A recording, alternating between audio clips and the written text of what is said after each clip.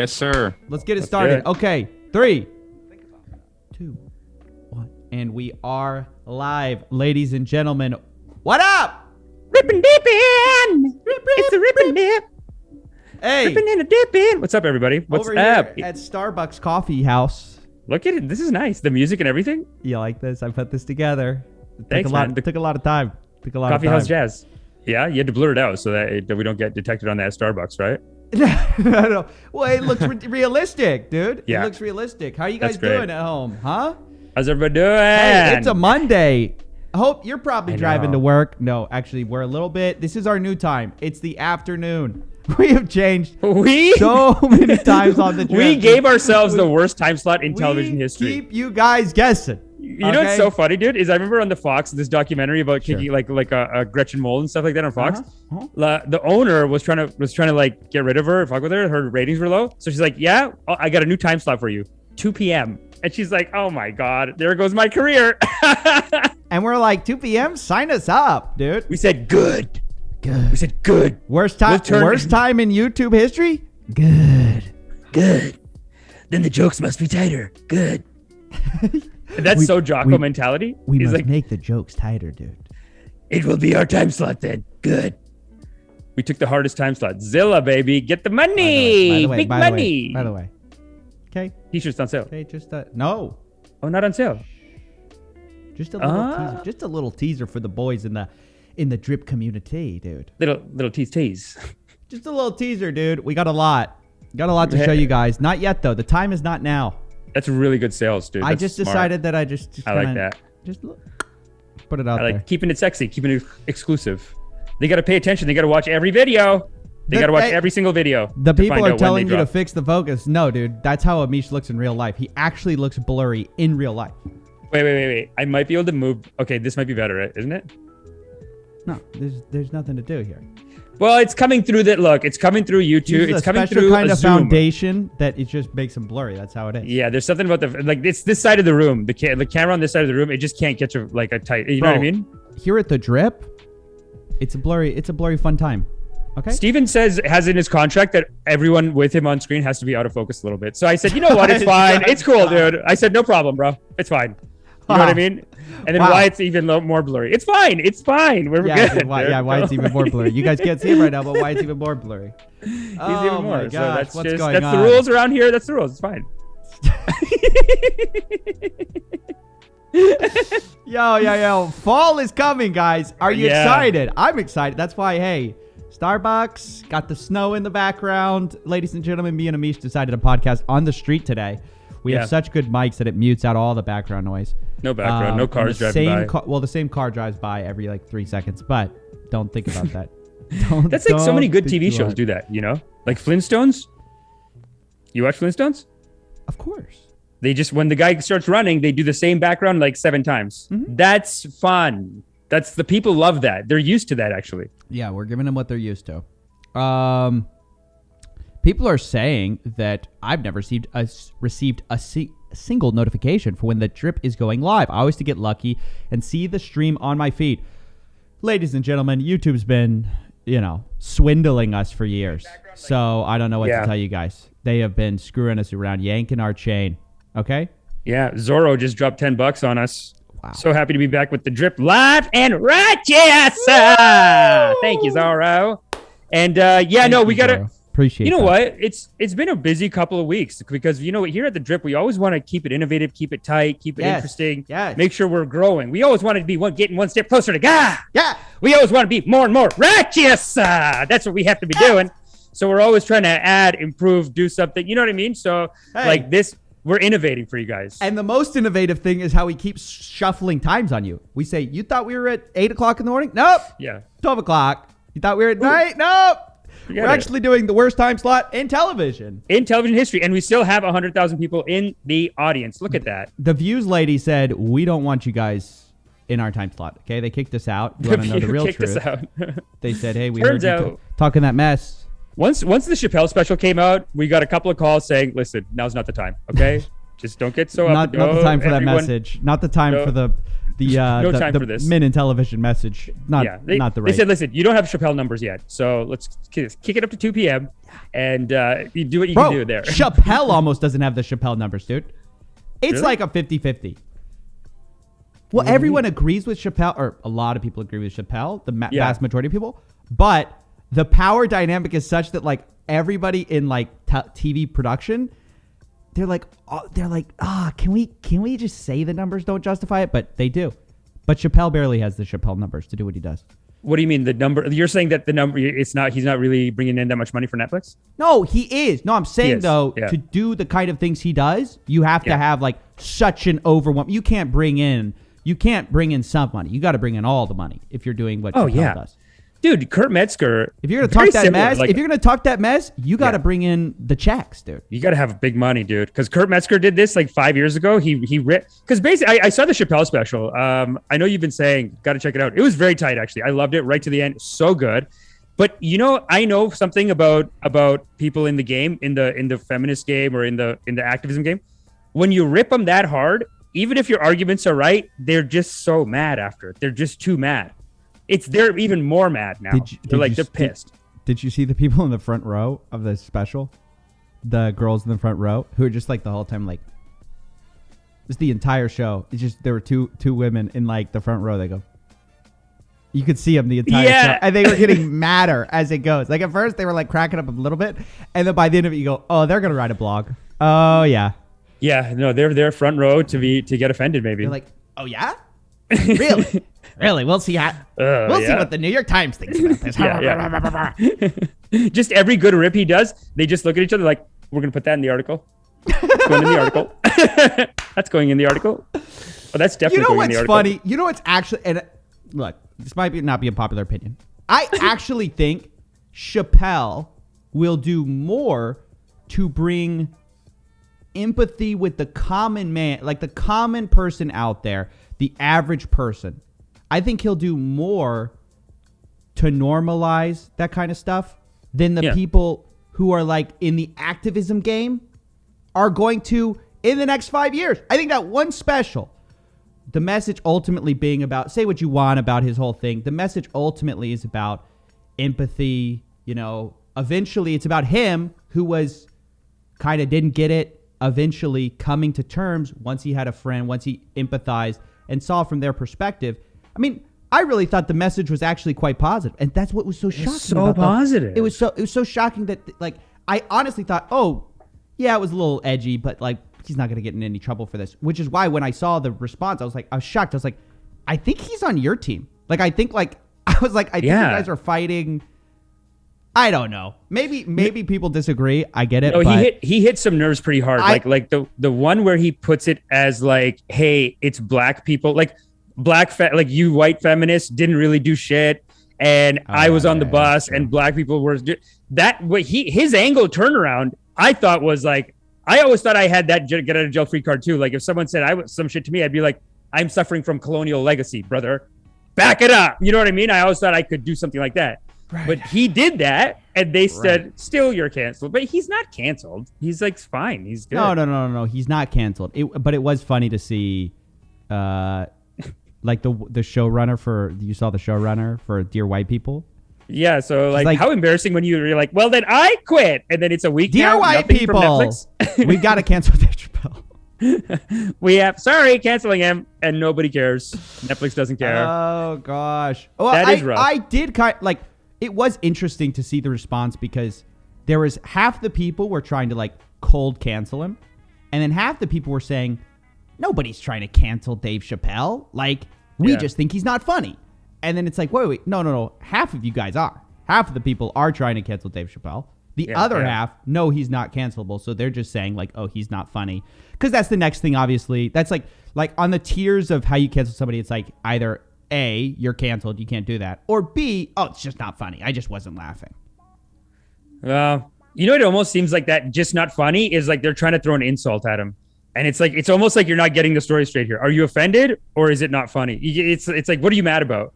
Are you offended or is it just like, or are you just throwing in like an insult? Like it's like when someone tells you that they don't like you and you go, oh yeah, I just realized you're ugly. And it's like, no, you know what I mean? Like someone's like, hey, I don't think we should be friends. You go, oh yeah, your mom's a whore. I just realized that right when you said that. It's like that kind of thing. Or it's like, I'm offended. Oh, and now I just realized it's not even funny. I think it's funny though. Everyone loves it. That's weird. What the heck? Rotten Tomatoes?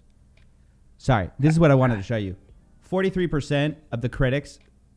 What is that? 7%? 7 people only. 43% said good. 95% of the audience said, "Hey, we like this." What? Like, just live in reality. Why are we? Yeah, it's so weird. And there's so many. You know, it's actually really. I don't want to be rude to the trans community, but it is weird when. Oh boy. It is weird when like Blair Powers slowly back out of the room. Trans people have to come out with a message saying like, "No, I'm with him. No, I agree with him." And then he even has a story of someone in the thing. So like, if I don't agree with him, now I'm disagreeing with these other trans people. You know what I mean? It's like, I don't know which side to take now because there are isn't it? Don't you find that there's just so many trans people out? Like Blair Powers just has a pro Chappelle video. Who are you talking about? You know Blair Powers? She's a famous YouTuber. Blair Powers. She's a trans person, famous YouTuber. I have no idea who you're talking about. Got the boobs done. Post-op on the boobs at least. Don't know who you're I'm just saying it shows commitment. She's committed. She's in the game. Don't know of who trans. you're talking. Don't know who you're talking about. And she's coming out with like, I'm with Chappelle. Blair White. Sorry, Blair White is her name. Let me. I don't know. Don't really know too much about. Famous YouTuber, but I'm just saying, like, probably has. Okay. My only point was, it seems like we've got so many problems in the world. We've got COVID. I actually sometimes, because I've got the jab, you know, I just kind of like COVID's over, right? So it's actually not, though. If you look at the numbers, you look at the actual economic impact, dude, we're about to come into the wave of like, oh, actually COVID did screw up our economy. Oh, actually, like, we do have big problems. The suffering is coming. It's just amazing to me that like people are mad about like Dave Chappelle. I'm just like, oh gosh. Oh, it's just, I know, dude. And they did a workers lasted so long, and it's just dude. I don't know. And when you do a workers walkout, and there's actually a real workers walkout happening in America. The Kellogg's workers are striking. A bunch of, I think, coal workers are striking. Like there are historic strikes happening in America right now. I know you don't care, Mr. Capitalist, but there are historic strikes happening in America right now. Beautiful strikes. People are fighting their bosses. Dude, sometimes these miners, the owner of the mine, he like hit a guy with his car, like a striker. Like it's ugly, dude. Yeah, he just like ran into his leg. I know, it's crazy. It's crazy, but it's nobody cares. The Democrats don't care. Nobody cares. We're getting more attention on this Netflix walkout.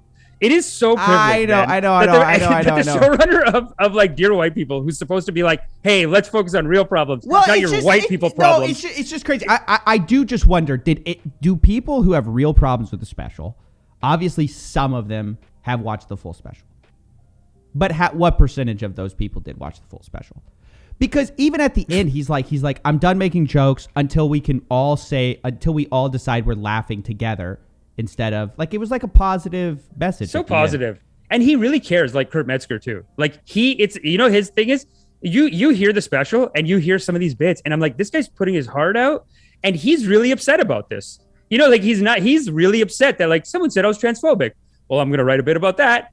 I'm not. Like, he is offended in a way. You know what I mean? To make so much of the special about that, and for like 4 or 5 specials now too. And like I said, if you're actually a person who's worried about moving the needle, I think if you're on like the left, I think Dave Chappelle's special, ironically, does more to capture the people on the right who you're trying to convince than actually you are. Yeah. I know that sounds to some people who like already have like those the very left-leaning views. I think that might sound crazy, but I think it's true. I think it's ultimately true that joking about it, I think normal. I don't know. Yeah. I mean, I just didn't find any of his joke. Okay. You know what he did that was offensive though? Is that his rips are too tight. Like when he was doing all of the feminism stuff and he's saying, you guys aren't real feminist, like real feminists are not supporting this and stuff like that. His research and his rips are so tight. And I've done this myself. And I remember Kurt Metzger did this too, where if you come at your rip so tight, like I remember I was talking to a girl once and we were just debating something. And then I said, something about Rebecca Walker. Now, Rebecca Walker wrote the book on third wave feminism, right? So I'm talking to this girl who's like getting mad at me for not being like woke enough, right? And I'm like, well, do you know what Rebecca Walker said? And she goes, hey, I don't care what some white woman said. And I was like, hey, Rebecca Walker's black. Come on, you should know this, right? Like this is like, she wasn't happy about it. She wasn't happy about it. But there was no like, okay, you got me. I never got like, okay, you win. No. It was like, oh yeah, now fuck you even more. I hate you. Like, we're not friends. Dude, in this Kurt Metzger years ago does this. 5 years ago. Same thing. He got canceled because he actually was too emotional and too caring about shit. And then he did a rip on some Me Too shit. Then some feminists debated him. And then he just ripped them too hard. The rips were too tight. And they said, you know what? Then you're canceled. And that's it, dude. They just canceled his ass. And like, that's what people get too offended, man. When you rip them that hard and you have their points proper, like when he's mentioning the other black women who are feminists, who he does follow, and how much he respects them and how much he respects what they did. And he says, I am a feminist because I know the real history, whatever. I think that's beautiful, man. I mean, that's great stuff. And most left-leaning people should support that, I think. Here's the thing. I mean, people always, like, I think some people see it as like, okay, you can't make jokes about this or anything like that.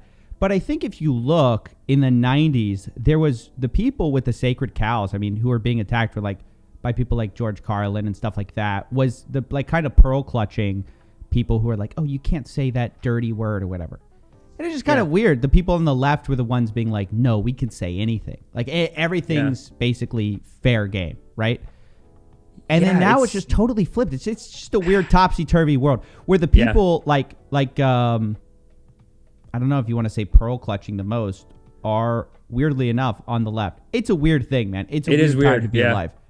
And the right wing people, they seem to like you know, look at Trump like with 3 wives and stuff. No, they no Christian values. Well, did they care about Christian values with him? Like he's like divorced. That was weird. That was weird. Yeah. But no, they just let it all pass. You know? I think everybody. I think every like team has their thing. Like I think just every team is just like, okay, no. That's you can't joke about that. Like, they have their pearls to clutch. Everyone's got some of their own pearls or their own sacred cow. Exactly. And you know, we just don't see it. It's weird. It's like people talk about like your ego. It hides things with your shadow, and then you don't see it in the real world. So it's like one side. It's like these two groups are polarized as human beings. On one side, they're hiding one thing, and they're seeing one world, and then the other side's hiding the exact opposite thing, and they're seeing the other world, and then they're like just always fighting. Because when you bring that up, and this is what happens with Chappelle too. When you bring that up with people that like, hey, you're pearl clutching, people don't say, yeah, you're right. Like, why am I being so upset about this? Maybe I should just think about it, talk about it, whatever. They just kind of go, oh, pearl clutching? So you want the children to die? Like they're into their shit. So you can't even convince them. It's too bad. They're just polarized, I guess. Yeah, I mean, it's watching the chat is great, dude. I mean, it is a team brainwash. It's like a team brainwash. Every team has their little brainwash, and you've got to toe the line, or you're not really on the team.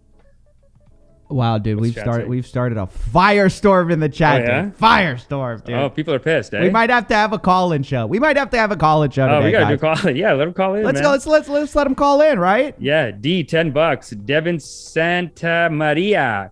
COVID didn't cause this. Responses to COVID did. Nobody wants to admit this thing wasn't as bad as initially thought and walk back their terrible decisions. Devin, yeah, I agree with you on that, man. I mean, it's kind of like they don't want to admit that they made the virus by mistake. It's like, just, you made it by mistake. Just admit it. Why are we still saying Fauci's sexiest man alive? Wait. What are we talking about? Wait. I just read this guy's comment. You spun me off so fast that COVID is... Devin Santa Maria. There's just so much to talk about today. Silas Arpegus. Okay. By the way, do you have anything? Give us a beautiful unifying message to wrap up this topic about Dave Chappelle, Amish. Please give us a beautiful right unifying now message. With what we're going through, and we're going to cover a lot of topics today. A lot of them are tragic and rough and whatever. But to wrap up this topic, we need to come together as a culture. We need loving kindness now more than ever, and we need to put aside our differences and it's a special. Try not to be offended. I don't even know what to say. Yeah, no. Let's be loving and understanding with each other. Done. Wrap it up. Okay, let's go. Wrap it up. Good enough, dude. We didn't really have. We both kind of were like, well, let's talk about this, and we were like, do we have a way to wrap this up? I think we went in. We were flying, and we didn't know how to land the plane. I like it though, Amish. I like it. It's fun. Sometimes you crash it and it explodes, and that's pretty badass too. You know what I'm saying? It's fun. It's rock and roll. But yeah, no, that's says $7.99 coffee. Are you on your 4th shot today? Amish, dude, what's happening with your karmas? Glad to see you guys. Love and support from the AUS. What's up, dude? Vish, you locked down, baby? Vish, what up, baby? Lock it down, dude. Don't go outside. Silas, what? Amish, please smoke some weed. He's from Australia. With coffee, he needs some relaxing after all the righteous work he does all day. Nope, guys, I don't do it. Virtual Nomads TV, OMG, finally caught it live. Had to bless y'all today. I've been watching y'all since y'all were called the Laughing Babas. Keep shaking the table. What's up? Jesus. I forgot. $4.99. Big fan of your work, Coffee. It'd be awesome to see you do Tim Pool's show. No, I don't think so. Exposing all the crypto scams. Keep up the good work. Great work. Why not? Guys. Jesus has told you, Steven. I don't really want to go on any of the political guys show because I don't. You wouldn't. Even though I know it sounds crazy to you guys because you see us on the drip and we just kind of talk about whatever. Yeah. I don't want to strongly identify. I feel like if you go on Tim Pool's show, you are entering this politosphere. I'm not interested. I don't know anything about politics. I've never known anything about politics. I just kind of have fun and talk to you. The drip is just it's just two idiots just chatting off, and it will freak me out if this yeah, what? Dude, what? It will piss me off if this show ever gets too big, because then it'll be a thing, and I don't ever want it to this podcast to ever really have influence because of the fact that I don't think about my opinion. We just come on, we talk. It's just a fun way for two people who just connected over a random call to be able to chat it up and have a chat for the congregation, the community. They need the guidance. They need to hear us talk about these issues. That is what freaks me out. Is I don't want to give. I feel look, I know my stuff on scams, right? That's where I am in my lane. Right. I don't really know anything about politics, Amish. But I think scams are going to inevitably go towards politics. I mean, there's just so many. What if it's a political scam? The thing is that people are so invested in their team that they will defend the scam. So it's not even worth talking about. You think any political scams? So what are you going to do, dude? Because it's not about the facts. If it's political, it's not about the facts. No, I just mean political, someone in the government. But anyway, guys, I wanted to give that disclaimer that we literally have no idea what we're talking about. Or I don't. Amish does. Amish watches documentaries. No. He watches one documentary. Honestly, nobody does. And he thinks that fracking is the devil, and then he watches another documentary. He goes, "Go fracking, dude." Go frack, yeah, dude. I mean, those are great. Those documentaries are great. But honestly, you do start to realize that nobody really knows, and it's not even about. I think it's more about just us dissecting it and dissecting the moralities of it. That's it. I don't think anyone's coming to us for I get my news from these guys. I think they're coming to us for what am I to make of this? It is interesting to think that the way that ideas have people. Do you ever think about that? People are almost carried around by systems of thinking. Yeah. And they're almost just puppets for ancient ideas that have been around forever. And it's it's not 100%. To go after anybody because everyone's sort of like this. But everyone just has their thing and they believe in their little ideology, whatever, and they're just kind of puppets for it. That's how we're built. There's actually a great book called The Body Keeps the Score, and it's about trauma. Gabor Mate talks about this too. Basically, you're taught things as a kid. Your character comes from all these traumas, basically. You're traumatized into being someone who can survive. So when you're young, things hurt you, and then you just remember them, and then that becomes part of your behavior. No, but think about this, right? You have someone whose parents are Democrat, or they're Democrat, or their parents hate the Democrats. And then they want to rebel against their parents and they're okay, I'm going Democrat, whatever. Mm-hmm. Your parents give you a lot of these issues that you're just kind of unconsciously acting on. It just makes up your behavior. But a lot of it's just unconscious behavior. You don't even know you're doing it. The automatic thing you do is based on this underlying physical characteristics that you have that are just kind of given to you. It's funny. A lot of people say you don't have free will even. Okay, I disagree with that. On a strictly, I think that's a useless philosophy to have anyways. But hold on, wait. I was gonna say when you brought up the trauma, like the kid traumas, I was like, oh boy, here we go. Here we go. I will say, as I get older, I do believe in some of that stuff. Where I'm like, why am I a YouTuber? Well, I did think as a kid, like, hey, nobody's listening to me. You know, you can trace a lot of stuff back. Wow, as you get older. Isn't that great. weird? Isn't that weird? I was thinking about that the other day. I was like, I really wanted to be listened to. I was a middle child, and I was like, nobody's listening to me. And so like, is my whole thing just because somebody didn't say, hey, what, I hear you? It's kind of a weird, like, twisted thing. Yeah. But, dude, that's how every superhero movie they do the backstory. Like, look at all those villains, dude. There's a reason they do that. Villains, it's like character dude. Development. Yeah. Or villains, even good guys too. Even good guys are like, I saw my mom fall off a thing, so then I had to learn how to fly. It is so hippie, though. It is so hippie to be like, it was because when I was treated as a kid, so I try not to think too much about it. But I know a lot of people who tell me that. I do sometimes agree. Okay, let's read a few of these super chats and then move on to the next topic. Devin Santa Maria, COVID didn't cause this. Response to the COVID did. Nobody wants to admit this wasn't as bad as initially thought and walk back to their terrible decisions. I disagree with that. I mean, I think. No, I agree, man. I agree. Disease. Oh, you agree? All right. Well, there you go. No, you know what? There's a lot of decisions that people don't want to admit. Like they made COVID by mistake. It's fine. Just admit it. Like it would be better if we admitted it and we fixed it properly. But nobody wants to admit. Even when Fauci says one thing and then he switches, it's like just admit that it's weird. And then I think a lot more people will be like, "Oh, okay, I get it." Like, here's what I don't like. Here's what I do not like. There is more. It's the weirdest thing. There's less fear mongering on the side of the unvaccinated. It's a weird tilt where there should be more fear, and there's more fear mongering on the side of the vaccinated where there should be less fear. So it's like it makes no. It's totally backwards. It's like people who are vaccinated should be less fearful, and people who are unvaccinated should be more fearful, and that is the opposite of what you actually see occurring. So there is a lot of. Just like kind of nonsensical I got the vaccine. Behavior. I did get the vaccine myself. We've talked about this, but I honestly, if I didn't get the vaccine, I wouldn't be walking around like, oh, I'm gonna get. I don't care. I am just like the kind of guy like I'm gonna live my life. Yeah. You're one Joe Rogan episode away from not getting the vaccine. I told you that before, but it's true. 9TX1 BGN5. Cheers from Bulgaria. Glad you switched to a morning drip so that I can share to the congregation. T Spooky, thank you, Ben.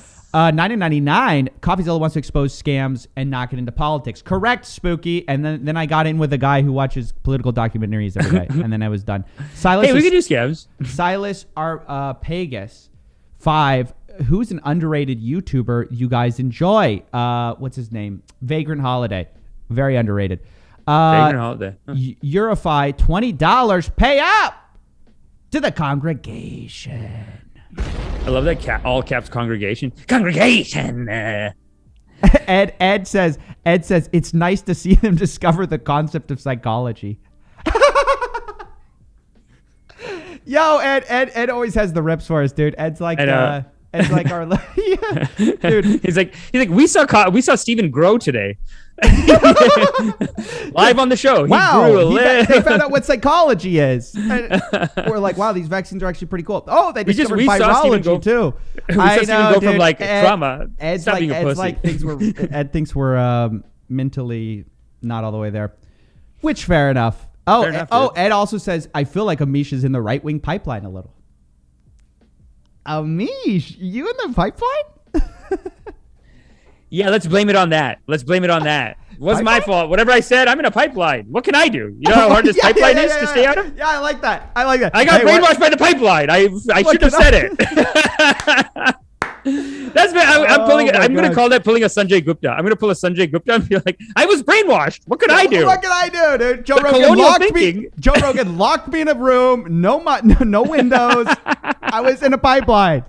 Should we talk about that? Let's talk about the reason for all our mistaken opinions. Let's go. Let's talk about why we just hold such because Joe Rogan told us we can be proud. Is that why, Steven? Because Joe Rogan said, be proud and say what you want to say. Don't be afraid of it. Oh my gosh, dude. Joe Rogan, he locked us in a basement, dude. That's a real congregation, though. Hey. I know. Let's talk about the Sanjay. He got double teamed. Double teamed, dude. The Gupta. Oh my God. Well, he goes on Joe Rogan last week. Joe Rogan slaps him around a bit really holds him to the fire about like all the COVID, just CNN's. First of all, they accused him of taking horse dewormer, which is a lie. It is a lie, I think. Like they were trying to make him look bad. they're all so mad and righteous at CNN too. So he just called him out on that, and he just called him out on like, why are you guys being weird about even Fauci? It's like what we were saying before. It's like, just admit that you made a mistake and move on, instead of doing these weird cover-ups and like, oh, we never said that, or changing your mind or whatever. So he called him out on a couple of solid ones from CNN, brings the proof, brings the heat. Sanjay just like a little darling who got lost. He was not representing his side well. I gotta say, listen, the funny thing is, Amish, I'm much more, I think, probably left-leaning on the vaccine issue than you are. Really? Well, you're like about to, put a needle and suck the vaccine out of you. Okay. So like a lot of reverse vaccine. Yeah. Reverse vaccine. So I do understand where Sanjay's coming from in this interview, but I listened to it and I was I was on a walk, and you know how like sometimes, I don't know if you've ever been on a walk and like you're listening to something that's making you angry. Yeah. I was like, and there's nothing to do but really walk a bit faster. So yeah. I was just like in a huff. Like I was just like, I couldn't believe this guy is so idiotic on this podcast and represents his side so poorly. What? Yeah, foolish. Sanjay really did his side a disservice of like explaining why vaccines are good to Joe Rogan, because the entire time Joe Rogan's like, hey, did you hear about the myocarditis? And Sanjay, he was right about the myocarditis. He's like, well, that's kind of a good point. No, he wasn't. No, he wasn't. No. The Guardian article. Sanjay's point, which he was never able to express. I don't know where this guy got his degree from. Sanjay's point is that myocarditis. Okay, so sorry, let's back up. Joe Rogan said, hey, don't you think that it's fair for parents to be scared of giving their kid a vaccine because their kid's very unlikely to die of COVID, but look at these side effects vaccines have? That's what he's told Sanjay. Sanjay goes, well, Joe, and Joe just steamrolls him. He goes, pull it up, Jamie, pull up the myocarditis. So they pull up myocarditis, which is a very treatable thing. Most people do not die from this thing, but it's more common in young men after they get the vaccine than in people who are not vaccinated at all. Okay. So he pulls that up, and Sanjay goes like, I do think that would scare me if I was a parent. Not communicating the main point, which is myocarditis is nothing. No.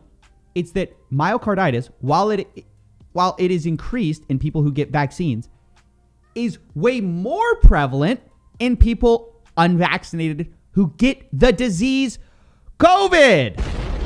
So Joe's point of like, well, look at all the people getting myocarditis with the vaccine doesn't make sense, because the people getting COVID period also have a higher incident of myocarditis, even higher than with the vaccine.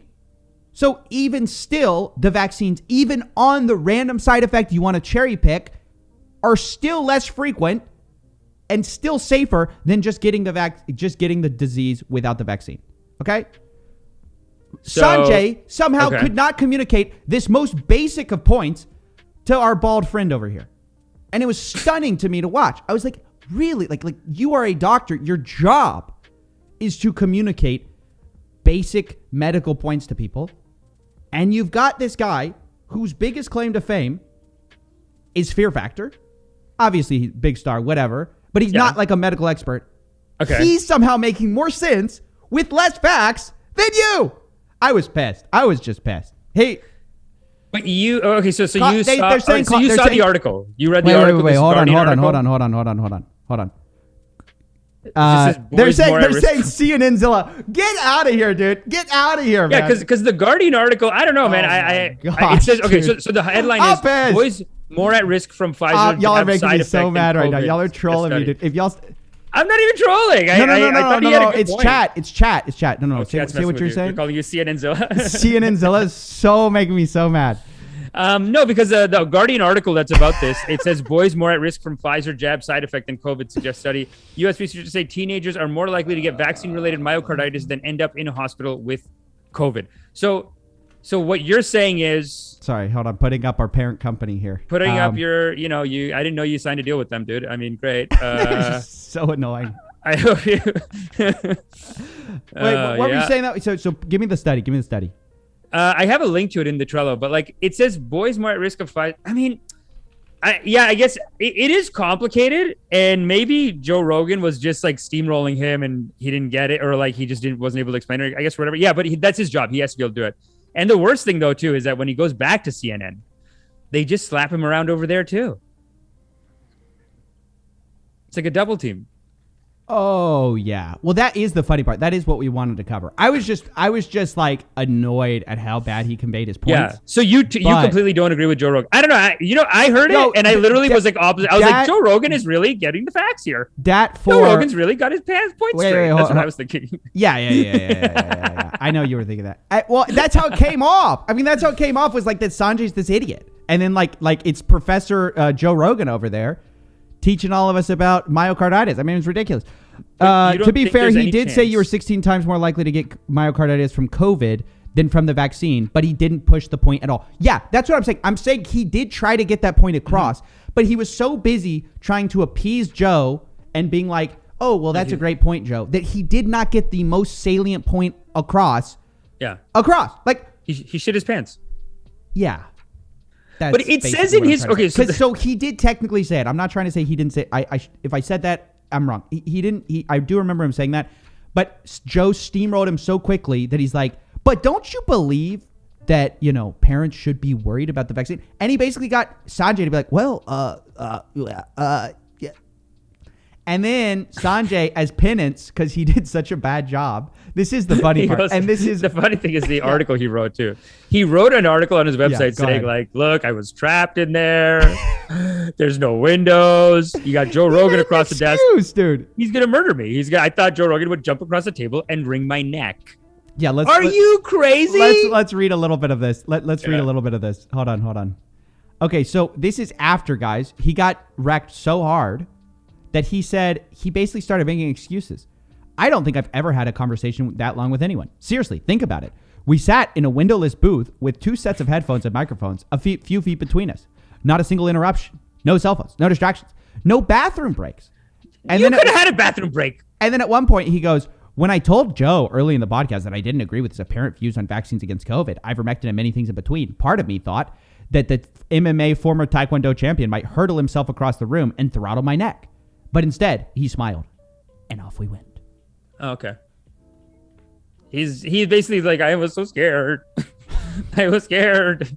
It's Joe Rogan. Where's the thing with Don Lemon though? Because after Sanjay goes on and gets a proper spanking by Joe Rogan, by Daddy Joe, he goes to his other daddy, Don Lemon, who is the most smug, self-righteous, like. I do see why people hate CNN. When I see Don Lemon, I don't know what his name is. Don Lemon. I'm Don Lemon. Dude, he's such like an arrogant, he does come off so like you're like kind of your trope of like an arrogant liberal. He does come off like righteous. Like he comes across like I am so righteous, and he's looking at Sanjay, angry look on his face. Spanking him, dude. Come on, Sanjay, pay your dues, bud. Yeah. After he goes to Joe Rogan and says all that, then Don Lemon says, "Take it all back, or I'm slamming your hairy brown ass, Sanjay. Take it back." And then Sanjay just takes it all back. Gosh, dude.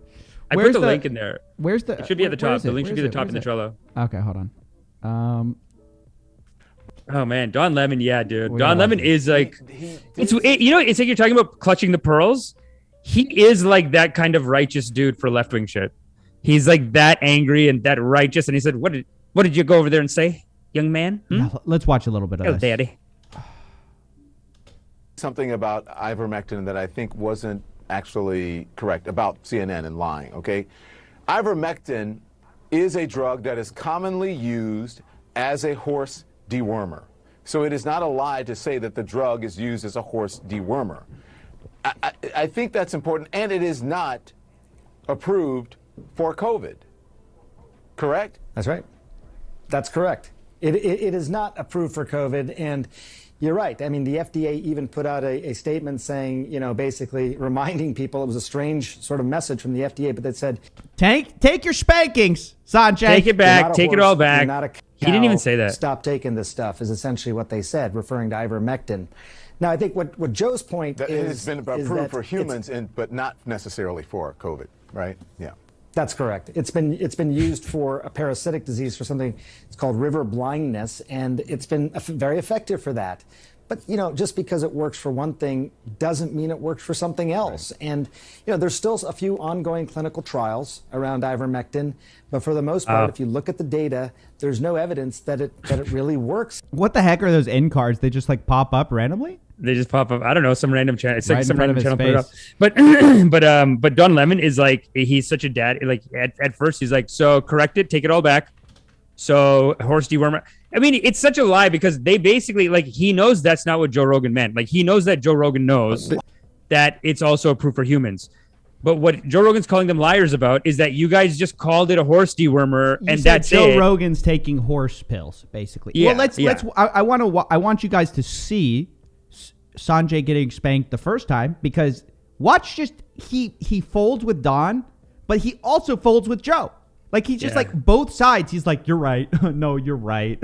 You're right. That's what I was saying. You should be cocky. He came off so weak. So like he didn't have his facts straight, and this is not what we need in a time where the country is more divided than ever on public health. He needs to watch House.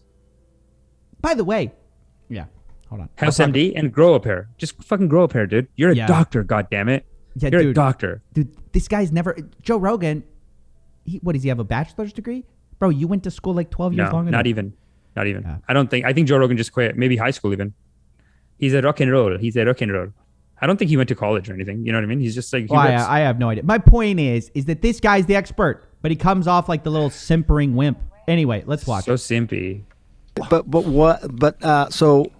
So for you, Joe Rogan. Yes. I would say you've had it. Yes. So now get one shot of the vaccine. No. Why not? Because I have better immunity than I would if I was vaccinated. I am so angry. By the way, I'm so mad. I actually thought Joe Rogan this whole time, because he always comes across like, oh yeah, I kind of promote vaccines. I didn't know he was unvaccinated. I was he's shocked. non-vaxxed. He's non-vaxxed, dude. He's not only is he non-vaxxed, Joe Rogan's the kind of guy who, no matter what the disease is, he's like, rub some dirt in it. It's going to help your immunity. Yeah. It's like, how is this guy the guy? He's the guy, dude. He's a rips and he's a rock and roll. He's a fuck you rock and roll. And he's rich. He doesn't need to take it if he doesn't want to. I mean, because you can just get monoclonal antibodies. Yeah, you can just like inject. You can just hook yourself up to a guy who's gotten better from COVID and you're fine. Yeah. Which most people don't have the option to do.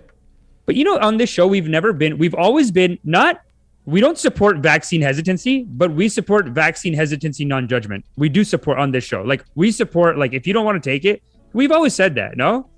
Like we get why you're confused, why you're hesitant, and we get why you don't want to take it. Yeah. I took it. The facts are showing that you should just goddamn take it, but I get why you're confused. I get why you're not sure of it, and I get why you don't want to do it.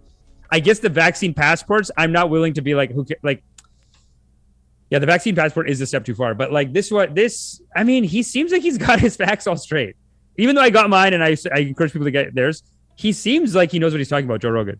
Like Joe Rogan seems to think, no, I disagree. Joe Rogan seems to think that if you're a 50-year-old man who just works out twice a week, you have nothing to worry about from COVID.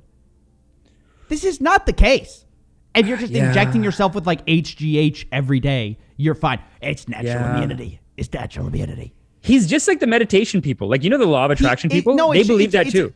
But it is a little bit like, talking to a cancer doctor. And they're talking about like the risk of cancer, and just be like, hey, I mean, just eat your green veggies. Why aren't we talking more about eating your green veggies to lower your risk of cancer? Dude, Tony Robbins does that. Like he tells people like, don't do chemo, do my thing. Like he used to, not anymore. Anyway, let's watch. We're wasting too much time here. Let's watch. So, right? Yes. Don't I? I think your immunity is really good. So why, if I've already gotten through COVID and I was really only sick for a day, and then 5 days later I was negative, and I do have the natural antibodies now, why would I take a chance in getting vaccinated on top of that? By the way, I'm glad you're better. I'm glad it only lasted a day. You're probably the only one at CNN that's glad. No. We're not. The rest of them are all lying about me taking horse medication. And we should talk about that. That bothered you. It should bother you too. They're lying at your network about people taking human drugs versus drugs. Calling it a horse dewormer is not a flattering thing. It's a lie. Dude. It's a lie on a news network, and it's a lie that's willing. That's a lie that they're conscious of. This is not a mistake. Yeah. They're unfavorably framing it as veterinary medicine. Well, the FDA put this thing out. You saw that. Did you see that thing that the FDA put out? What did the FDA put out? It was a tweet, and it was snarky. I admit it. They said, "You are not a horse. You are not a cow. Stop taking this stuff," or something like that. Why would you say that when you're talking about a drug that's been given out to billions and billions of people, a drug that was responsible? This is why you don't want to put such up a pussy. A beta versus like someone like Joe who's just going to steamroll you. This just looks bad, man. And normally Joe wouldn't do this. Joe's so nice. He's usually so nice to people. This is like particularly like insulting that they said you took horse dewormer. It's not going to get you on his show saying this, Amish. Just so you know. What do you mean? Saying how nice Joe Rogan is. No, I don't. Baby, I don't need to get on the show. It's fine. You're going to be on the show. You're going to get on the show. Okay, no, Coffeezilla's going to be on the show. We'll get you on the show. Don't worry. Once Joe hears how nice he is from you, yeah, we're gonna. No, you're there, dude. You're right there. You're the. It's the hits, dude. And you're doing righteous. You're doing right. The Nelk Boys. The Nelk Boys. He should bring you on for that. H3 did it. H3 did an hour-long thing. I saw that. Yeah, dude. Yeah, and like it's it's God's work, man. Well, it's enough back scratching here. Let's continue. Trying to make a joke. Responsible for one of the inventors of it making the Nobel Prize in 2015. Yeah. A drug that has been shown to stop viral replication in vitro. You know that, right? Why would they lie and say that's horse dewormer? I can afford people medicine, motherfucker. This is ridiculous. It's just a lie. I don't think anyone is But don't you think that a lie like that is dangerous on a news network when you know that they know they're lying? You know that they know that I took medicine. Like, here it is. This is ivermectin. You got it with you. Here. Somebody gave it to me. I thought I was going to die. Right, hang on. See, the thing is, we're like going so fast. Like, I feel like I'm missing. Do you think that's a problem, that your news network lies? Well, I don't. Dude. What did they say? They lied and said I was taking horse dewormer. First of all, it was prescribed to me by a doctor. Yeah. Along they with shouldn't have said it was bunch of other. Oh, he folded right there. He folded. It's game over. He could have said, look, man, it technically is a horse dewormer. Like, Joe Rogan is actually being a little bit like they lied, and it's technically legally not a lie. Like, it is used as a horse dewormer too. But he's saying like what they were doing was disingenuous. No. They said that Joe Rogan takes horse dewormer. You can't say that if it's not if I go and get the horse dewormer, there's a prescription for horses, like a veterinary prescription. Right. There's also human prescriptions. He's right that it is a lie. But for Sanjay to go on his show and be like, "You're right, we lied," and then to go on Don Lemon later and be like, "Well, yeah, I don't really know what Joe's so upset about, dude. I mean, it is for horses." It's the double team, dude. Both guys. It's the double team. He's like, oh, "You're right. You're kind of right." Like, okay, but it's basically the same medication that's used as horse dewormer as well as what he took. It's used for humans too. It's used for river blindness more. Like, it's not even used for approved for COVID. It's used for like river blindness, but I think it might be used. It is definitely used as a horse dewormer too, I think. So I think Joe Rogan is just like being mad and being like, it's technically it's like no, it's but they didn't lie. No, but they didn't. Yeah, but that's the point. It is lying. Yeah, so Sanjay could have said, hey, it's not a lie. They're being disingenuous. Fair enough. But technically it is used as horse dewormer too. I'm just saying, like, if you're there, you could say that. Because it's like Sanjay doesn't have to take all the heat for this. Yeah, he's on the network. Some other anchor says this shit. No. They're like, okay, so there are like CBD gummies for dogs, right? Yeah. There are also CBD gummies for humans. It'd be like you taking a CBD gummy and CNN the next day rolls like Amish eating dog food, like medication for dogs to try to calm down. Yeah. Amish takes dog medicine. It's ridiculous. It's ridiculous. It's borderline slanderous. I mean, it is kind of like, that's a kind of ridiculous example, but I would also be mad if somebody in such bad faith interpreted what I was doing. And it is bad faith. I get his point. I just think it's funny. I just thought, Joe Rogan on COVID was wrong, but because he's more confident, people just look at confidence. Ultimately, that's what it's all about. It's all about having confidence. And like, dude. But I looked at the Guardian article and I was like, maybe, I don't know. Oh my gosh, dude. The Guardian article, it basically says boys get this other disease more. I don't know. But if the technicalities of it don't matter, who knows? Like, in the more details, it might not matter that they get it. Like, if you're saying that the other disease is not that bad, then I don't know. Doesn't really matter. Overwhelmingly, the safety profile of vaccines. Overwhelmingly. Like, we've never had, people say we don't have enough data on the vaccine. We've never had more data on any vaccine.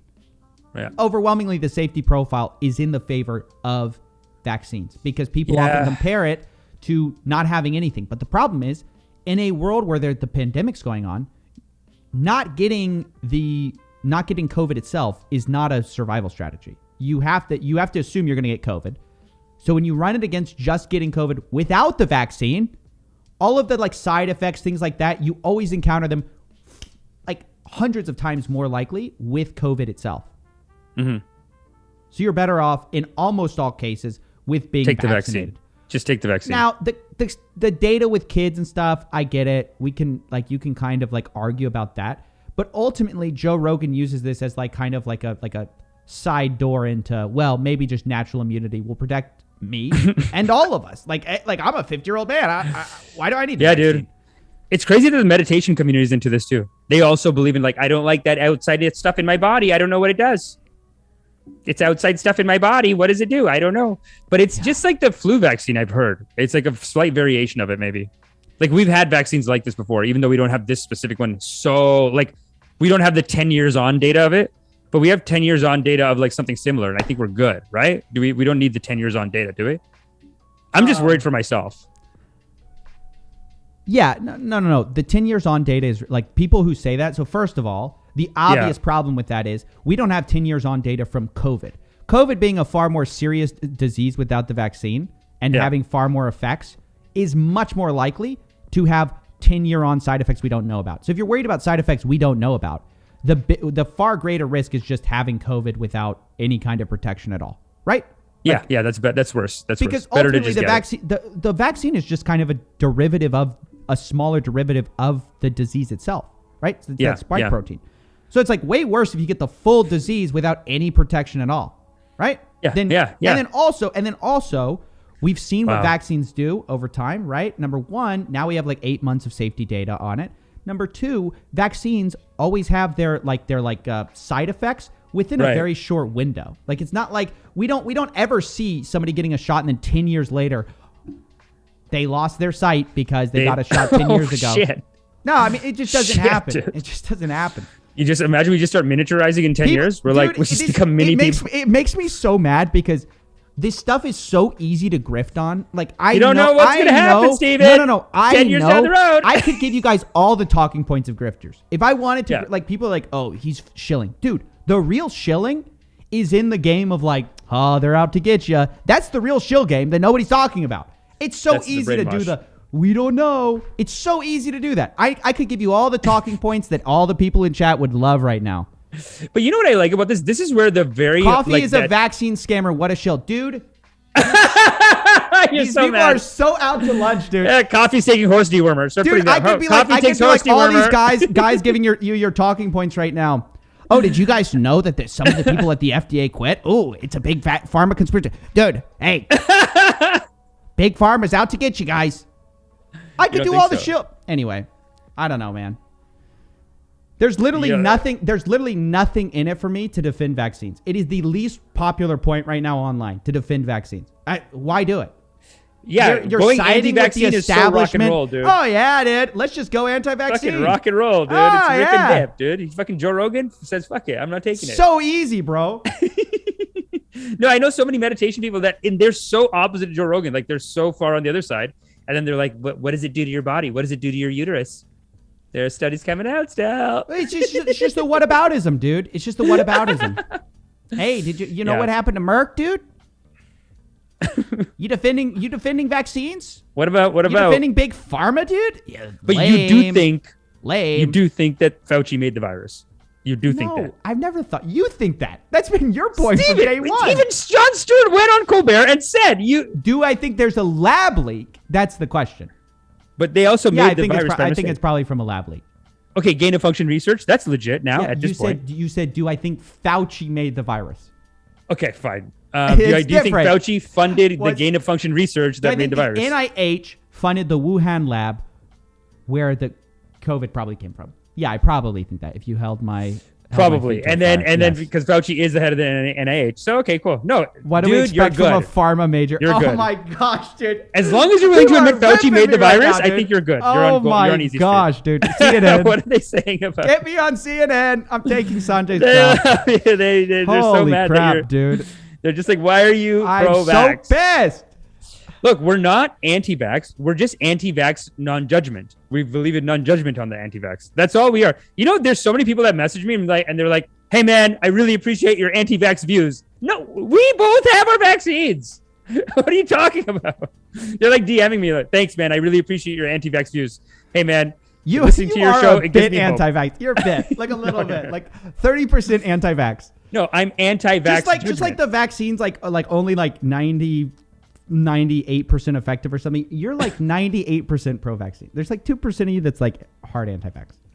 I'm anti-judging of the non-vaccinated. That's it. I have to be an anti-judgment of it. That's it. What do you guys think? I honestly want to know what people think. What do you think is more grifter? Do you think defending vaccines? I really want to know what people think about this because I think the answer, But dude, remember when we saw those commercials where they were getting people to redo old rap songs? And they're like, jab that ass up. Jab, jab, jab that ass up. They screw everything up. Yeah, you're right. Yeah, you're right. Yeah. Right? Like that. Yeah. What's going on here? That just makes me say, what the hell's going on? Why am I getting brainwashed here with someone from my childhood? You's a fine looking girl. Won't you vax that thing up? That's what it is. Vax that. Okay, you're making good points here. No, guys, straw polls in chat. What's more of a grifter stance? Is it pro-vax, anti-vax? I want to know what you guys think. Because you know what's happening, Stephen? Is that you know how you're saying I don't want to get into politics? This is what happens when you don't get into politics. You're looking for just the scam, and you're not looking at the political side as a scam. You're just like, oh, they're like Pfizer wouldn't do it. Listen. Yeah. I honestly think this. Okay, I think if you're in the mainstream, the grifter stance is just like, dude, get that jab it up, jab it. If you're a YouTuber, though, the popular stance is actually the anti-establishment stance. I think that's I think that's like real, like the easiest bait, basically, to go to get clicks online right now. If you want to get clicks online, just do the whole thing about like anti-vax. Oh, they're out to get you. Oh, look at him. No, that's what I mean. You're gonna be in trouble. That's what I mean. I get messages. I get DM like, "Hey, man, your anti-vax stance really helped me through these times." I don't have an anti-vax stance. Let's see what. So what's the more grifter stance? People say right now, anti-vax is the more grifter stance. Yeah, I agree. Anti-vax is more grifter, yeah. Because you're getting two sides on that. You're getting the QAnon types, and then you're also getting that meditation law of attraction people. Dude, you don't just look at the Trump supporters. The law of attraction community, all no vax. Forget it. They're making the fake vax shit, those law of attraction people. Crystal healing, they're not getting vax, dude. Yeah. They're hard no on the vax, the crystal healing community. I can tell you. I know them personally. They're not getting it. I just don't get, like, Joe Rogan. Right? Yeah. You clearly believe in science, right? Like you're taking monoclonal antibodies. That's a science move, right? Guess who invented that? It wasn't some random. It wasn't a guy in his basement. It's like these big geeks sharing the same lane as pharma, right? Big pharma. Okay. So you're willing to take big pharma on monoclonal antibodies, but all of a sudden it comes to the vaccines. You're not willing to take a vaccine. I do not get that. Because baffled. You know why? Because that bitch Fauci is pushing the vaccines, and he said, "Fuck that bitch Fauci." You Fauci. think? Hey! Because honestly, Fauci pushed it, I'm rock and roll. Fuck Fauci. That's what it is. I honestly have a question for you guys. Do you think that maybe we'd be better off if we just had a guy who's like ripped and like a stud alpha pushing the vaccine? Do you think we'd be better off? I mean, do you just? Well, we'd be better off calling him the sexiest man alive. Because when you want to give the Sexiest Man Alive nominations, then at least it makes a little more sense. At least we're living in reality. Like, why are we giving Fauci? If we had this guy be our Fauci, would we get more? Would more people listen to public health? Is it the fact our public health guy is just like this old man? Is that a problem? Well, I think the big issue is that he basically made the coronavirus. You know, where I'm at on that. allegedly, but he basically funded it. He's the head of the NIH. It was a mistake. He made an honest mistake. He made a banger, and that's fine. And I'm not blaming him, but he won't admit it, and that creates a lot of hesitancy in people. So, like I said, I'm non-judgmental of the vax hesitant. but I took the vaccine myself. That's where I'm at. But Fauci, yeah, honestly, calling him the sexiest man alive 2 times, it's almost like insulting to him. You're so offended by that, by the way. I'm so mad. And like, it's offensive to him too. It's kind of like if there's like a woman who's not that attractive, and then a bunch of girls go, she's so beautiful. She's like the most beautiful. They know that you're just like trying to be nice, and like they know that like I'm the least beautiful, so you're all being nice and trying to encourage me, and you know what I mean? So I think like you're not helping anyone with the 2-time sexiest man alive. 2-time. For goodness sakes. You're over here like I couldn't even get a 1-time. I said, no, I'm not here for that. I'm not. You should play the race card on that. Be like, wow, is it because I'm Indian? Classic, dude. Wow. Classic. A 95-year-old white man guy. can get it. Yeah, and I can't really. But nothing for the Cuban community, really. Nothing for us, eh? Fauci took the game. Really. He's 95 years old. Is that right, dude? Okay, let's wrap it up. Wrap it, dude. You want to do some comments? Let's do some comments, dude. See Mace, $5. Have Chappelle promote the vax between transgender rips. Everyone wins. T. Pelzy, forget weed. If I was a drug dealer, I'd sell Ivermectin. Novice investing. Anti-vax is a bigger grift because people end up dead following your advice. Then you get turned into an anti-vaxxer died of COVID article. Those are sad. Those are so sad. And that's the problem. Alex, $5. I'll have to catch you up later, but good to see that live check mark again. Blessings to the congregation. Thanks, man. Thanks, buddy. Silas, get the vax and pump. Zilla, boys. Yeah. Did you get the Zerify $20? What a cute icon. Pay up to the congregation. It says pay up to the congregation. Beautiful. Zerify. What a name. Beautiful. What else do we got, Amish? I mean, sorry, I kind of ranted and raved there about our... Dude, this shortage supply is freaking me out. What? What do you mean? Shortage supply. Dude, we got... There's... Oh, do you see that? Oh, yes, dude. Yes. I put an emergency topic in there. Emergency topic. Emergency topic. Dude, we're the new India. That's it. I'm in the West. I can't. What is all this shortage shit? We are Westerners, right, Stephen? Are we not in the good old US of A? Yeah. I'm on this side. I'm in a province of the United States Empire. Yeah. I don't think I should suffer any kind of sufferings, but suffering is coming, I think. Oh, to the US because the shortages. Dude, these food shortages, and I think it's time. I think we got to attack China. I know it's not the first time I've said it, but I think it's time to attack China because, dude, look at the price difference. The price, one shipping container from China was $1,318. Now, $16,000. It's $16,000 right now. That's almost like a 15 times multiplication. The problem is, and this is like generally what everyone's been finding out, it's good for your anti-war thing. We're so globalized that attacking China is tantamount to attacking ourselves. They make all our stuff. They do. So you go attack them, and then you're like burning down the iPhone factory. It's like, oh, we can't. Yeah. Oops. Yeah. Who's gonna make our iPhones? Damn it. Well, that's that. What are we gonna? No, wait. Now China. That's the topic, actually, guys. We're done. Economically, I think China's basically trying to dominate us because how much of this price increase is just because of them, and because they did leak the COVID. Now, I have been saying that Americans, like Fauci, made COVID, but they did leak it in their lab. No responsibility taken for that. It's fine. But like now, because of that, we're seeing the real prices are going to hit us. Like we're seeing this shipping shortage. It's like people could run out of food and stuff in America. I don't think it's gonna go that far. I mean, it might actually. It could. The gas prices are going up. Everything's going up. But I think last time, dude, I've been kind of waiting for this. I mean, not like in like. Oh, you not want like the suffering? No. So you said then they will straighten up. No. Wait. Let me explain myself. Okay. With COVID, it felt like just like this horrible thing had happened. Okay. And the economy wasn't affected, bro. The stock market just goes boop, boop, boop, boop, boop, boop, like yeah. Like we didn't just suffer a worldwide pandemic. Yeah, it's coming. So I've kind of been waiting for not waiting, like, you know what I mean? The economic fallout to hit. I've been wondering, like, where is it? Yeah. No, it's good, man, to just say, bring the suffering. No, I'm not. Bring it. Okay. I'm prepared for it. I will attack it. That's what we all have to do, basically.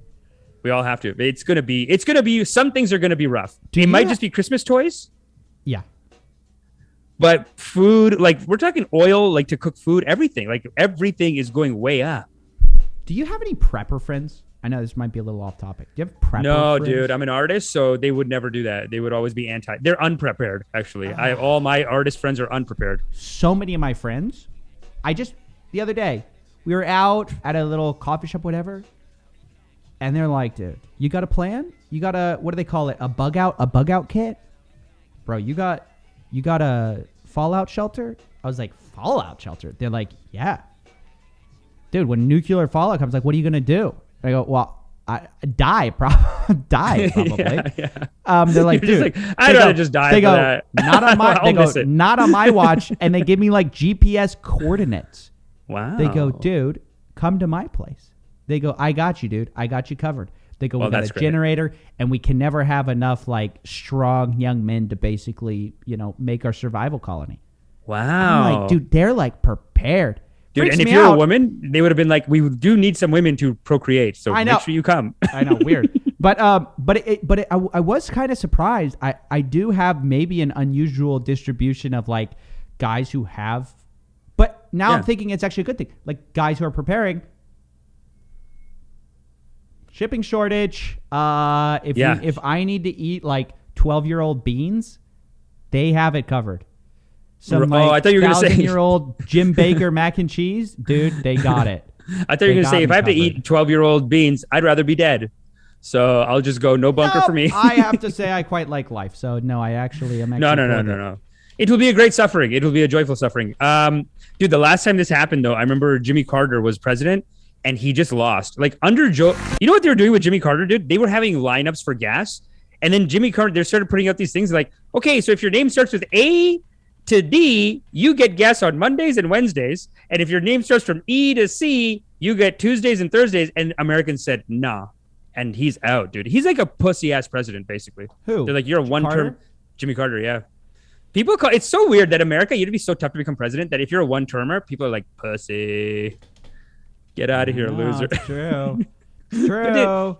That's what happens in America. When you have shortages, you're out, dude. Biden, if he doesn't get on top of this, and he has no solutions for it. He's got no solutions, dude. Yeah, this is what we'd basically be eating. I wanted to show you guys this. This is great stuff. The Jim Baker bucket, dude.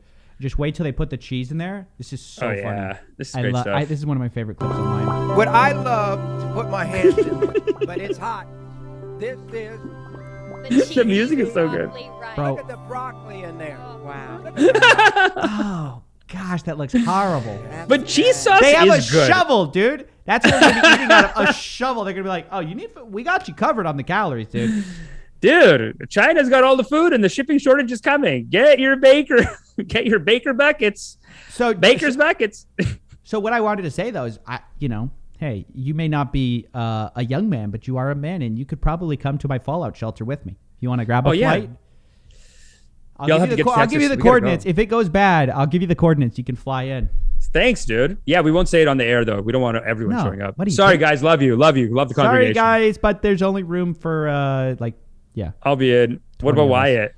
We need a producer there to really produce the podcast. For the people who are still alive out there, dude. Yeah, Wyatt's gonna be in. Woo! We got a fallout shelter, baby. Yeah, dude, we got it covered, dude. Wyatt, you're welcome to come in, dude. What's up? Oh, I'm ready to go for that. Yeah. Wyatt's gonna be there, dude. Young man, he can put in the work, till the fields, if you will. But yeah, I just wanted to tell you guys that. Listen, guys, I'm ready. I'm ready. We need some good, strong boys to shovel that cheese. Wyatt, you ready for that? You ready to shovel some cheese and broccoli out of there? Yeah, bro. Wyatt, you're gonna be. That's gonna be your job. I can produce the podcast. Anything past that, I don't really know. He's like, yeah, no, dude. He's like, cheese sauce? I think I'll just go nuclear fallout on bro, that. If you're not, you gotta stir the cheese up, dude. Oh my god, that's disgusting. It's a lot of work, eh? Well, nuclear fallout. It is kind of interesting that used to be that. I mean, it is still a little crazy to think about, but similar to Aliens Among Us, it used to be something that would attract massive disdain and ridicule about how many years ago? 4 years ago. Actually, 3 years ago? Yeah. Now you bring it up, people go, Right. You know why? Fallout? Yeah. You can thank Joe Rogan for that. You can thank Joe Rogan for that. Joe Rogan popularized the UFO shit. Wow. By the way, without him, the New York Times article helped. The New York Times article helped. It's also the Pentagon. It was actually the Pentagon that helped. Well, Pentagon said, "Well, actually, you guys, we've been gaslighting you this whole time. You're kind of right." Right, and Joe Rogan was right this whole time. People want to know who Wyatt is. He just left. He's our podcast producer now. I'm back. Yeah. Yo, tell him about your studio, dude. This guy's got a full studio, Indiana. This guy's got a $1 million studio. No, definitely not a $1 million studio. It's a studio in Indianapolis. Basically like if you think of like young Jamie, I'm basically doing that to like your average person. So if your average person wants to come start a show, I have like a physical studio that I record in. So that's Bing bang. It. God is great. That's great, dude. I got to come down there. That's perfect. Beautiful. Indianapolis. Is that in Indiana or no? Not even close. Is Indianapolis, Indiana is what you asked? Yeah. No. Yeah. Amish, get your geography straight, brother. Oh, I'll check. Indianapolis, where is it? Indianapolis. You're Eastern time. In Indiana. Oh, it's it like is the dead center of Indiana. Yeah. Really? I guess that's what Indianapolis means. Apolos is like city, I think, in Greek. I don't. Apolos. Okay. Okay. It's like Indiana's a state. Indiana, a city of Indiana. Anyway, guys, podcast producer. We love him. You'll be seeing more of him as the time goes on. Yeah. He's producing with us alongside us. Eventually, I got to get him like right here, just producing with me. I don't know how we're gonna pull that off, but eventually, one day he's gonna be. He's gonna be the true young Jamie, dude. It's gonna be. Pull it up, Wyatt. Prove I'm right. Prove I'm right for our guest here. Sorry, he's blurry, but that's my contract. Find some fake source. Yeah, contract. What's Amish? What have you read about the shipping shortage? Just that, dude. I mean, it sucks. It's like the main thing is that these shipping prices are going to go up now, and I just think we're heading for suffering. So people should meditate. People should start preparing. You know what I'm saying? What's meditation gonna mentally for your food? You have to physically become prepared. Like I honestly, dude, this suffering. I've always been told that we don't have to go through this over here, but it could come to the West. Came to America. Yeah, that's why we came here, dude. I mean, India's still like so screwed with all of this. They're having these kinds of issues. They've had like food shortages where people just starve. Like not, I think the last one was like during World War II, 5 million people died. But these things do happen. And I wonder how far we are in America. Like, do you think it could hit America? Or do you think we'll just figure something out? No starvations. I think no. I think some people could. That's how my friends talk. They're like, yeah, when it happens. One of my friends said, and I'm quoting, I think the most likely reason I die is either some kind of a death camp coming to pick me up or starvation. And I said, that's your worries? That's your worries. In Texas, dude. That's how Texans think. They go, either they're going to come and get me because of some government list I'm on, or I'm going to starve from nuclear fallout. That is our top chief concerns. You think it's COVID? No, not even. COVID doesn't even enter the radar over here. They say fallout, or the gulag's going to come get me. COVID does feel like nothing. And again, I hate to sound like an anti-vaxxer. I'm not an anti-vaxxer. I'm just an anti-vaxxer non-judgmentalist. But it does feel like COVID's over. And like really, like Joe Rogan, Trump, like how many people just got it and they're fine in a day? Well, how many people got it and died though? I know that's too many. And then there is those ones that got it and die and they're in the hospital and they're like, I was an anti-vaxxer. I made a big mistake. There's those. And I'm just like, I'm sorry, dude. Don't laugh at them. You know what I mean? That should be, they need our compassion. They admit it though. They're like, I screwed up. There's someone in a hospital in like Waterloo here. And he just left a family behind. But yeah, he goes in. They're like, they wrote the article like that. I was an anti-vaxxer. Now I'm dying. Yeah. No, I mean, yeah, it's hard to know. Yeah, it's so sad. Yeah, that's too bad. Bruh, coffee is part of QAnon. No. I am Q. No, just kidding. Oh man, I wish, dude, to get a movement like that popping. That's sexy, dude. I think what's worse is just the inflation that's about to hit everybody. That's a much bigger problem. Much bigger than this like whole like, oh, I might have a food shortage or whatever. No. But I do believe we're about to face serious inflation. But I also thought those are connected. Something like 40% of the dollars that are in circulation have been printed in the last year. Amish, or the last 2 years. Oh my God. Insane. The spending. And Biden basically is just going to continue to spend. I mean, because we're in this weird thing where we have to cut spending. We have to cut interest rates. Yeah. But dude, and Republicans don't do it either. Nobody's working. Nobody's working. Nobody wants to work, dude. Nobody wants to work. Everyone's like, dude, I think like 15 million people have just said, I quit and I'm done. like I just saw like news articles in the headlines, like 15 million Americans have said, I quit. Don't feel like it. Yeah, dude. And I told you. It's kind of my point, though. I told you this at the beginning, where we talked about this before. Yeah. If you give people money to stay at home, they're gonna stay at home, though. Well, give them a minute. I think they're coming back out now. I think now's the time. It's like this, like, you know, it does take a minute. Like, they're just getting used to it. I get their perspective too. They're working terrible jobs for almost no pay. So when you get the offer to be like, hey, everybody, and you're having a tough time, everybody's having a tough time, you get some money, you're not going to work. But it is crazy to me that nobody will just say like, yeah, there's a lot of people not working because they're getting paid just as much not to work. Seems like that makes a lot of sense, and nobody's willing to say it. Nobody says it, eh? I guess only conservatives say it. Only conservatives are like, they're getting lazy. Everyone's lazy. My cousin says it. My cousin, she's like, no, but lazy people. No one come to work. She has to call and be like, get your fucking ass to work. But here's the thing. You can simultaneously understand that incentives are real and they really work on people. Yeah. But you can also say like, look, it's crazy. It's crazy that Jeff Bezos has made more money in the pandemic than ever before. Like that's crazy. While that's nuts, people are suffering. So you can be, understanding of both sides. But definitely a lot of people are not working. And some of my friends, some of the people who have said like, my biggest problem is the death camp. Like they're like, yo, dude, I'm chilling, dude. I'm chilling. They don't go to work, on some Biden bucks, dude. Yeah, I know people who are like, you think I'm going to go to work after what they've done to us? And I'm like, what are you talking? Who? After who did what to you? Just you got to go to work now. It's like, oh yeah, right. I'm not falling for that one, because it's like they're just. I guess they just don't want to go back to work, and they like. It's weird how people will twist it in their head. Like I remember one guy was saying that he was at work, and then he's like, "Yo, I heard a voice from jobless God. I heard a voice from God. God said, yo, it's not for you. I quit my job." And he just heard a voice. He goes, nah, bro. So I heard a voice from God, and God said, nah, it's not for you. Maybe it's time to take some calls from the congregation. I feel like we've ripped them with a lot of heated thoughts. So why don't you guys come on and tell us why we're right? Is anyone offended? Is anyone upset? Anyone upset? Anyone want to come for the cancel? I just want to feel alive. Congregation. I just want to feel alive. Someone cancel me. Get in the waiting room, boys. I just want to feel like I have a career. Someone cancel me. C-Mace, $5. Have Chappelle promote the backs between trans rips. Everyone wins. Oh, you already read that. Beautiful. Dude. I'll be right back. Amish, talk to the people. 464. Run to the restroom real quick. Be right back. Go for it.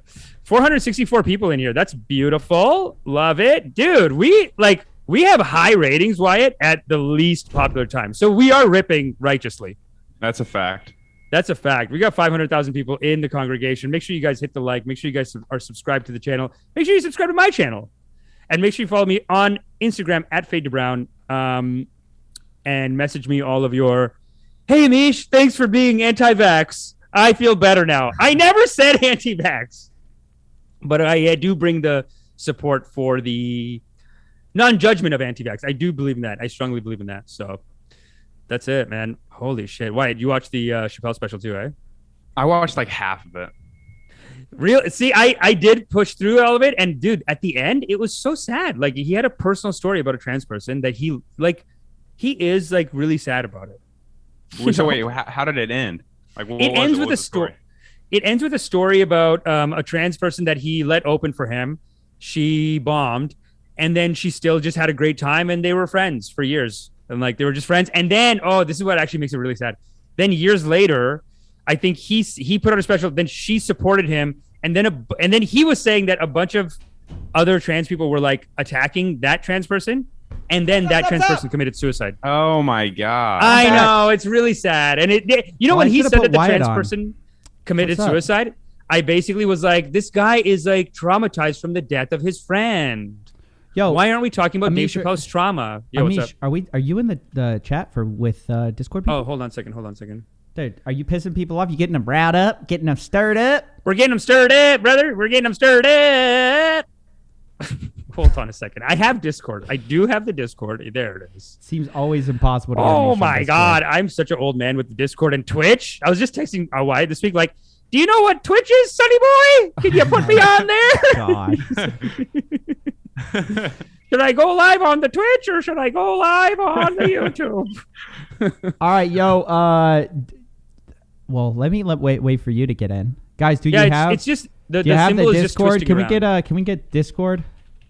I gotta say, Discord is beautiful. No, it's just going. Wait, in. how do I get the Nightbot to like shout out the Discord thing? Oh, dude, nice. I can't believe our rating. Dude, we were just saying our ratings are so high, almost 500,000 at the Wow. most unpopular time slot. Dude, really in all of Incredible. like the history of television. That is actually incredible. Join the Drip live call center, guys. You can go there, join waiting room while we wait for Amish. Thank you guys, all the super chats we've seen. I'm looking forward to your hot takes. Give us your unpopular opinion, quite frankly. Tell us what you think about the world. Crazy world today.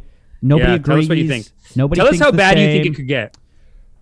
Yeah, and tell us why we're wrong. Okay, tell us why we're uninformed. Tell us why we don't. Tell know us what why we're we have talking no about. business. Come on and say you have no right. business. Ed's been dying to talk. We missed him the last show. Let's give him Ed a chance. Lajinsky. Ed, tell us why we're wrong, baby. Lachinsky. Ed, what up? Hello, Brazil.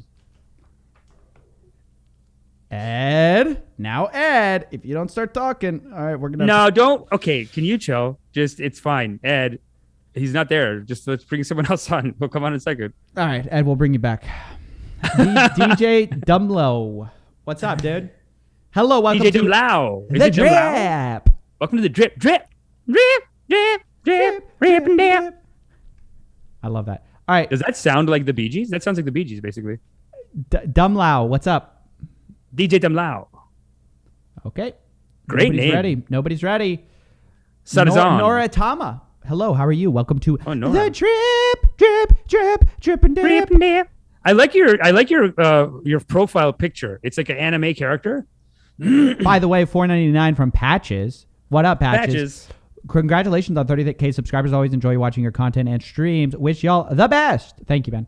Thanks, baby. Okay. Patches or Nora Tama's done.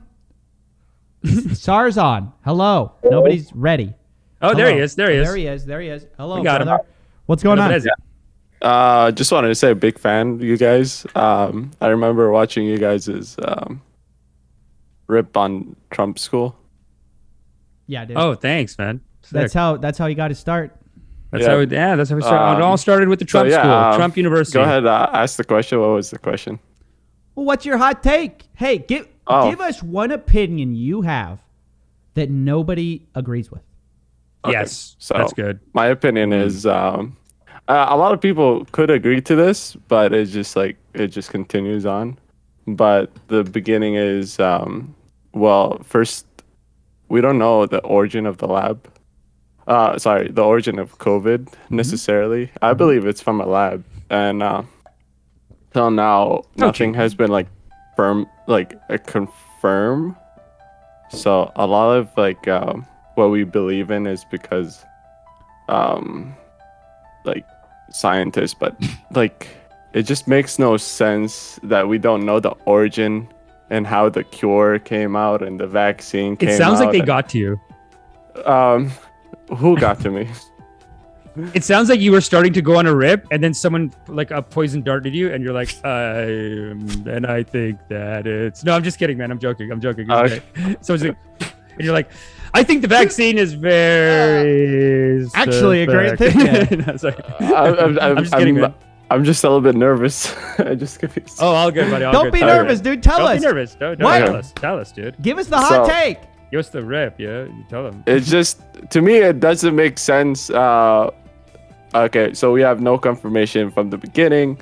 China hiding things. I think they kicked out their journalist, their foreign journalist. At the beginning of the pandemic. So there's some secrets, and it's just we're supposed to follow whatever the Something fishy. CDC comes out. when we don't know. Like, I think we need a proper investigation in China, but why not? You know? And yeah, that just makes everything that's like, oh, do this for the COVID or do this for the COVID, or like Fauci coming out saying, hey, we can't have Christmas, and then changes his mind. It's like, oh, be Christmas. honest with me. Listen, I'm sorry to interrupt. Sarzan, I agreed with all that. Sorry. Please. Ripped 'em. It sounds like you were about to say something very anti-establishment, and I just want you to admit before we kick you off this call that Fauci is the top 1% sexiest man in the country. What do you think? No, say Fauci made the virus. Fauci made it. He made the banger. Is he the sexiest man in the world? I guess he could be both. Fauci made the virus. Oh. Fauci made the virus. Wow. Fauci made the virus. There's only two options in the country. Either you believe Fauci is responsible for more deaths than the 1918 Spanish flu, or I don't blame him like that. Or he's the savior of humanity. I think he made an honest sexiest mistake. man alive. And the sexiest man alive. Sexiest man alive 2 times. Or actual like worldwide criminals should be tried for war crimes. I'm gonna plead the fifth. Okay. All right. Take him. Sarzan, what do you think my chances are of becoming sexiest man alive? Do you think I got it? Do you think what are my chances? I think he is. You got 2. I think he is sexy, not the sexiest. Okay. All right, that's enough for you. You're kicked off. Sarzan, thanks. Why are you kicking him off? Say well, goodbye. He insulted you, my podcast co-host. What? No, he didn't. What did he say? He goes, not sexiest. That's for sure. No, he said that about Fauci, not me. No, he said you.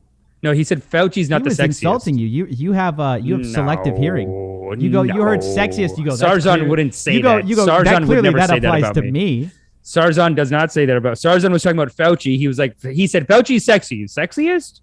And I thought that was a reasonable take. We got Barack Obama on. What's up? Is that Barack Obama? Barack though. Barack Obama, like Barack. Or Baroque. Baroque. What up, Baroque? Hey, what's up, guys? Baroque. How you guys doing? Good, man. How are you doing? Let's skip the pleasantries and say, what opinion do you have that would get you on a list with the NSA? Do you want to share with us today? I don't have an opinion that'll get me on a list with the NSA. I do have an opinion about the channel. Can I share? Maybe. Maybe. Yeah. Of course, you got to share. That's gonna be so fun. Go ahead, please. He's ripping us now. Okay. Time for the rip and dip. We can take a rip. I mean, hey, look, I'm a digital marketer, right? I love watching this channel because it's kind of like my conscience, to be honest, right? I listen to it and I'm like, oh, that's what the bad digital marketers are doing. Can't go there. That's like not where you want to go. But I got many friends who are also in the same position. And sometimes they watch this channel and they're like, oh, that's a really good idea. We could do a crypto rug pull. Oh, so you're saying by exposing the scams in a way, I am putting on a school of scams of sorts. A little bit. What do you think, man? I mean, I obviously disagree, but I do think there is something I get your point. Where sometimes I'll say like, oh yeah, look at this way they're faking social proof, and then I guess you could have people come on and be like, oh, I guess I'll fake social proof that way. It's kind of like if you run like a channel about cybersecurity, you could inadvertently teach hackers how to hack stuff. Yeah. Yeah, and you're kind of teaching people the pitfalls that they need to avoid. You know what I mean? And hey, don't be wrong. Gosh. No, you're righteous, dude. You got to call him out. How do you call anyone out then? No. I think he's just pointing. No, he's not saying that, but he's just saying there's pitfalls associated with doing this. Right. One of which is you do kind of teach them, hey, this is what you should do better next time. I did think about that with Save the Kids, was like the influencers saw the way Kay got caught. And then now going forward, they're going to be like, well, I'm not going to tweet about this. I'm not going to tweet my wallet address in a giveaway. So I'm less likely to get caught. There is kind of a weird thing there. Yeah, but one thing, so like for me, the biggest message that I've taken away from your channel is like, all right, if there's a vulnerable population, probably don't target them, you know? So if you just focus on big messages like that, as Amish says, it's righteous. Yeah. Don't target them. I agree. Yeah. Yeah, no, I agree. Even though you can, and that's the sad part, even though I was watching a Bia Heza video, I think that's how you say his channel. Great guy, has some great content, and he made a video where he faked made a fake guru profile and decided to start scamming people as a test, whatever, just as a social experiment. And he said at the end of the video, he goes, I thought because of people like Coffeezilla and Spencer Cornelia, it'd be harder than ever to do this. But he goes, actually, it was shockingly easy. Like he goes, these people are just as, vulnerable as ever.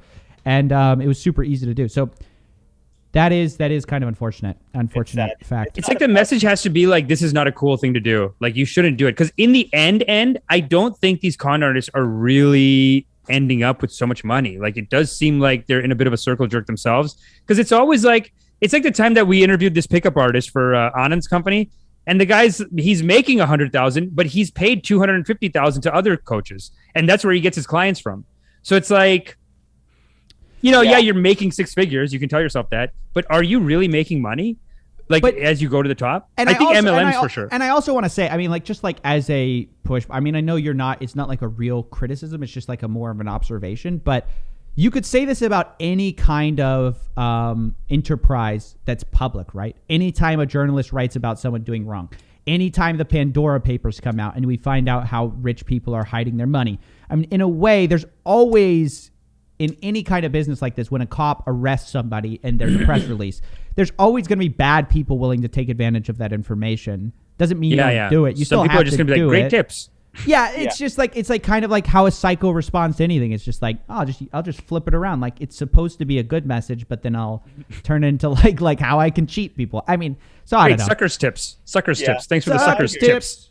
The issue isn't really like the way you're presenting the information or anything. It's more just there's never been a time in the world where there's more vulnerable people, and the barrier to entry for this stuff is just so fucking low. So low. Yeah. You know what I mean? Yeah. So it's not. You know how it is. Yeah, it's fine. By the way, side note, I know you've been reading more philosophy, haven't you, Zilla? I've heard it come out in a couple of off the last trip things. The Stoics? Who are you reading? The Stoics? He's been saying some stuff, and I'm like, oh shit. My degree was in philosophy, so I'm like, oh shit. Zilla's been reading a bit of philosophy. Oh yeah. Well, those actually is my my younger days. Actually, I just kind of randomly got brought up.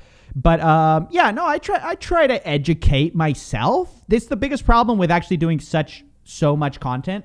I'm trying to figure out a way to scale back actually a little bit, because I find that I don't actually get to intake enough new ideas. I've been reading less. I've just been doing so much, and it's kind of a problem. I need to slow down a bit and do a little more reading. Anyways, thanks, man. Thanks for calling in, though. I enjoyed talking to you. Yeah, thanks for your time, guys. Have fun. Thanks, man. Yeah, thanks for coming. All right, for this next call, we're gonna call up our boy Ed, and we're gonna do this where we're literally gonna actually call him because he's telling me there's a Chaizilla. Yeah. Dude, there's so many people in here now. Hold on, we'll call Chaizilla in a bit, but first we gotta Zem. Hold on, Amish, I'm gonna call you on a separate channel. You just have to accept, okay? Where on Discord, because cool. I'm in here. Let's go. He's saying that he can't. I'm ready. I'm ready. Here we go. Just accept that call real quick. Where is it? Where does it come up? Oh, there. Yep. There we go. And there we go. And there we go. There we go. And there we go. Turn off the video. Yo, Ed, if you don't pick up right now, okay. What up, Ed?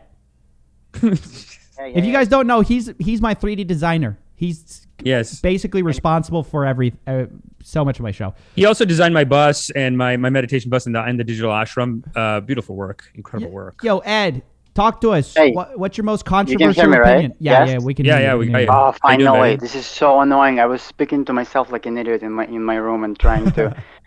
Yeah, your channel is so annoying. I need to. I was sitting with my phone trying to call you because I was afraid of that's my computer doing the bug, but it's my phone, and I wasted my entire evening on watching your show exclusively.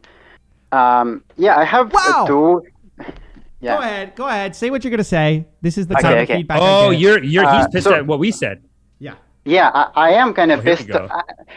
Not really. I mean, I just wanted to comment a little about as you probably have a super business audience that are right wing maybe or centers or whatever. So maybe no one even thinks about that. But the whole Dave Chappelle debacle is kind of ridiculous because no one really brought up how basically while he is funny at that moment, like in his show, a lot of the things it's not really about offensive. It's just like inaccurate, and like the whole team turf shit is like, it's like saying I'm team KKK, guys. They just wanna keep their cities white, and they have right to do so or something. Like it's specifically like exclusionary hate group basically. Wow. So he's Turf. like, oh yeah, turf. That it means trans exclusionary feminist. So it's a bunch of like boomer feminists who just don't like trans women basically. And Ed is so lefty.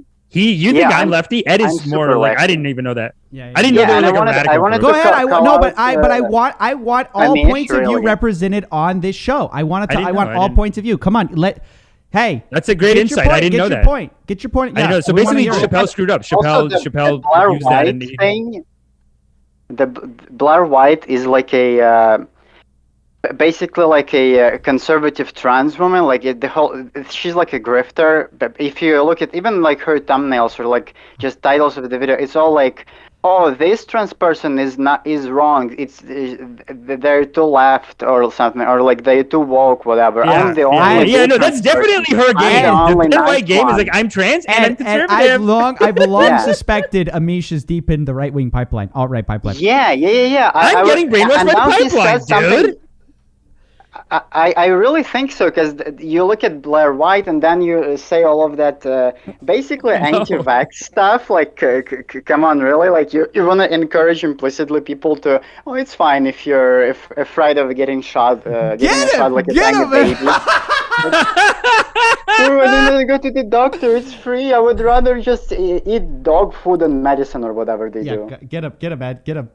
Well, if you're rich like Joe Rogan, like he's not leaving the house. He's like, oh, look at me. I had to stay in a separate part of the building of my huge mansion where I live. Oh, poor me. I was getting better, so I didn't like infect my family and my kids or whatever. This is just so annoying with Joe Rogan thing. But anyway, I just wanted to correct you on that. You're the only I'm in a right-wing bubble. I think have not heard anyone say this. No, but also Ed's in a left-wing bubble too. I mean, I do. I'm not in a bubble for sure. I hear a lot of that. Nobody sees their bubble, though, I guess. I know you get like politically. I know Steven is like super like centrist, and I know that the centrist like bias exists, right? So you want to like equalize right and the left or whatever. But right now, the right wing in America is so far right, like it's literally all like yeah, I agree with that. All like conspiracy theorists, and QAnon is like mainstream basically. And they're Trump's all getting coming back. And Trump is coming back. It's just so saying that wait, hold on. It's not equal to anything on the left, like at no all. way. The left is not even left. Okay, hold on. Yeah. But don't you see? We've talked about that. On the right, they also say this about people on the left, right? Is that there's a false equivalency going on. No, I mean, the people on the right are reasonable. The people on the right, it's the people on the left. All they want is socialism in America. All they want is this. You're doing this again. You really, I mean, what's... No. But what I'm saying is, if you think QAnon is mainstream, that's a straw man. And what I'm telling you is, they'll straw man you. Okay, sure. But like radical leftism is like great. It's like basically utopia if you think about it. Like, socialism in America is like everyone gets to I don't know, not die from curable diseases and have their own houses and not rent for a living. Like it's not. And the right wing extremism is like ethnostates. We need to only keep white people in somehow or whatever the fuck they believe I mean, in. Tucker's getting pretty bad sometimes. Wait. And he's on Fox. Hold on. Do you think that the far left is like a utopia? I mean, I think people would say that's also like a pretty extreme, like not. I mean, it's like the problem is in America, I mean, in the West, like in English-speaking countries, but There's I think no maybe left, worldwide too. No, that's not my point. It's like the Red Scare was so effective that when you think of like communism or whatever, or like socialism, you imagine only like some weird strawman of Soviet Union. So it's not even like Soviet Union, it's like even worse. Yeah. It's like every aspect of Soviet Union, but like worse than it even actually was. And now that Soviet Union is gone, there is no like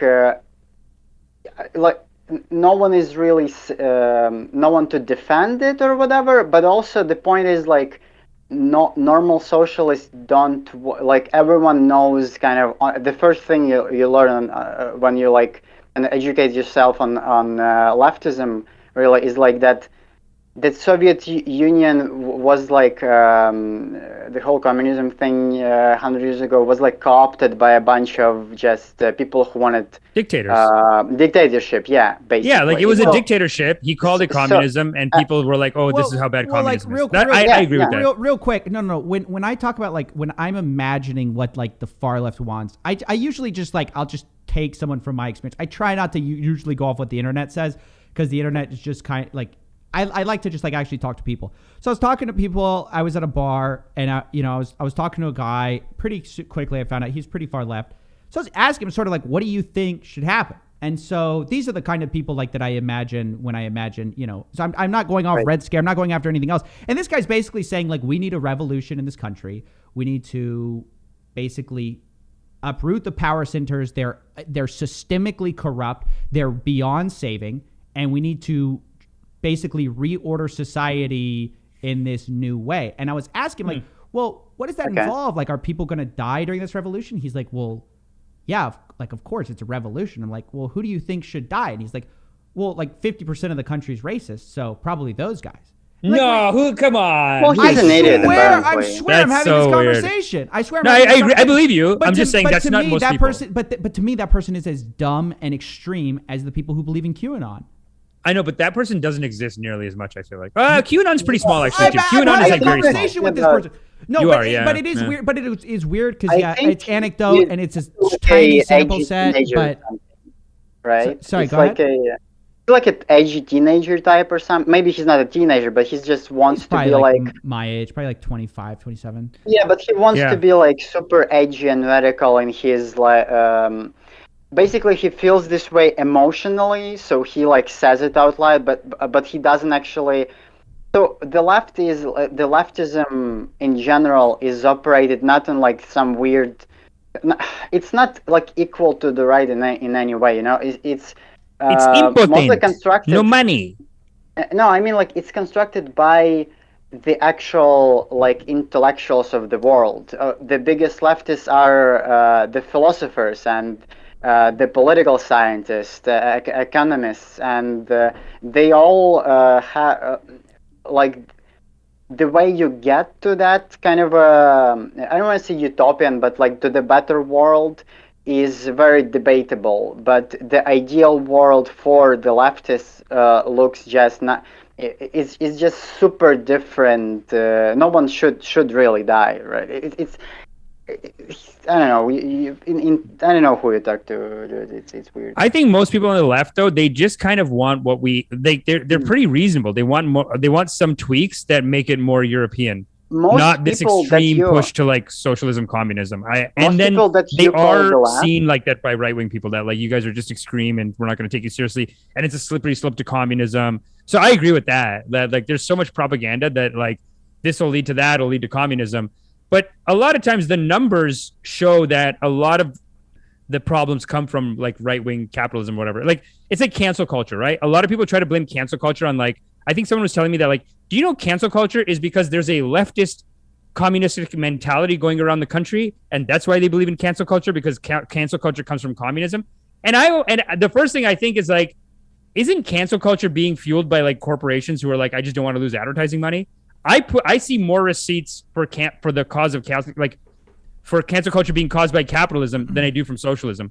But a lot of people just blame it on socialism, that it's like some kind of communist conspiracy that they're all getting like entitled and lazy and it's literally the Nazi like communist Jewish conspiracy that they used to do Holocaust. Like this whole idea that somehow in the government there are a bunch of what does Jordan Peterson calls it, like a cultural Jews.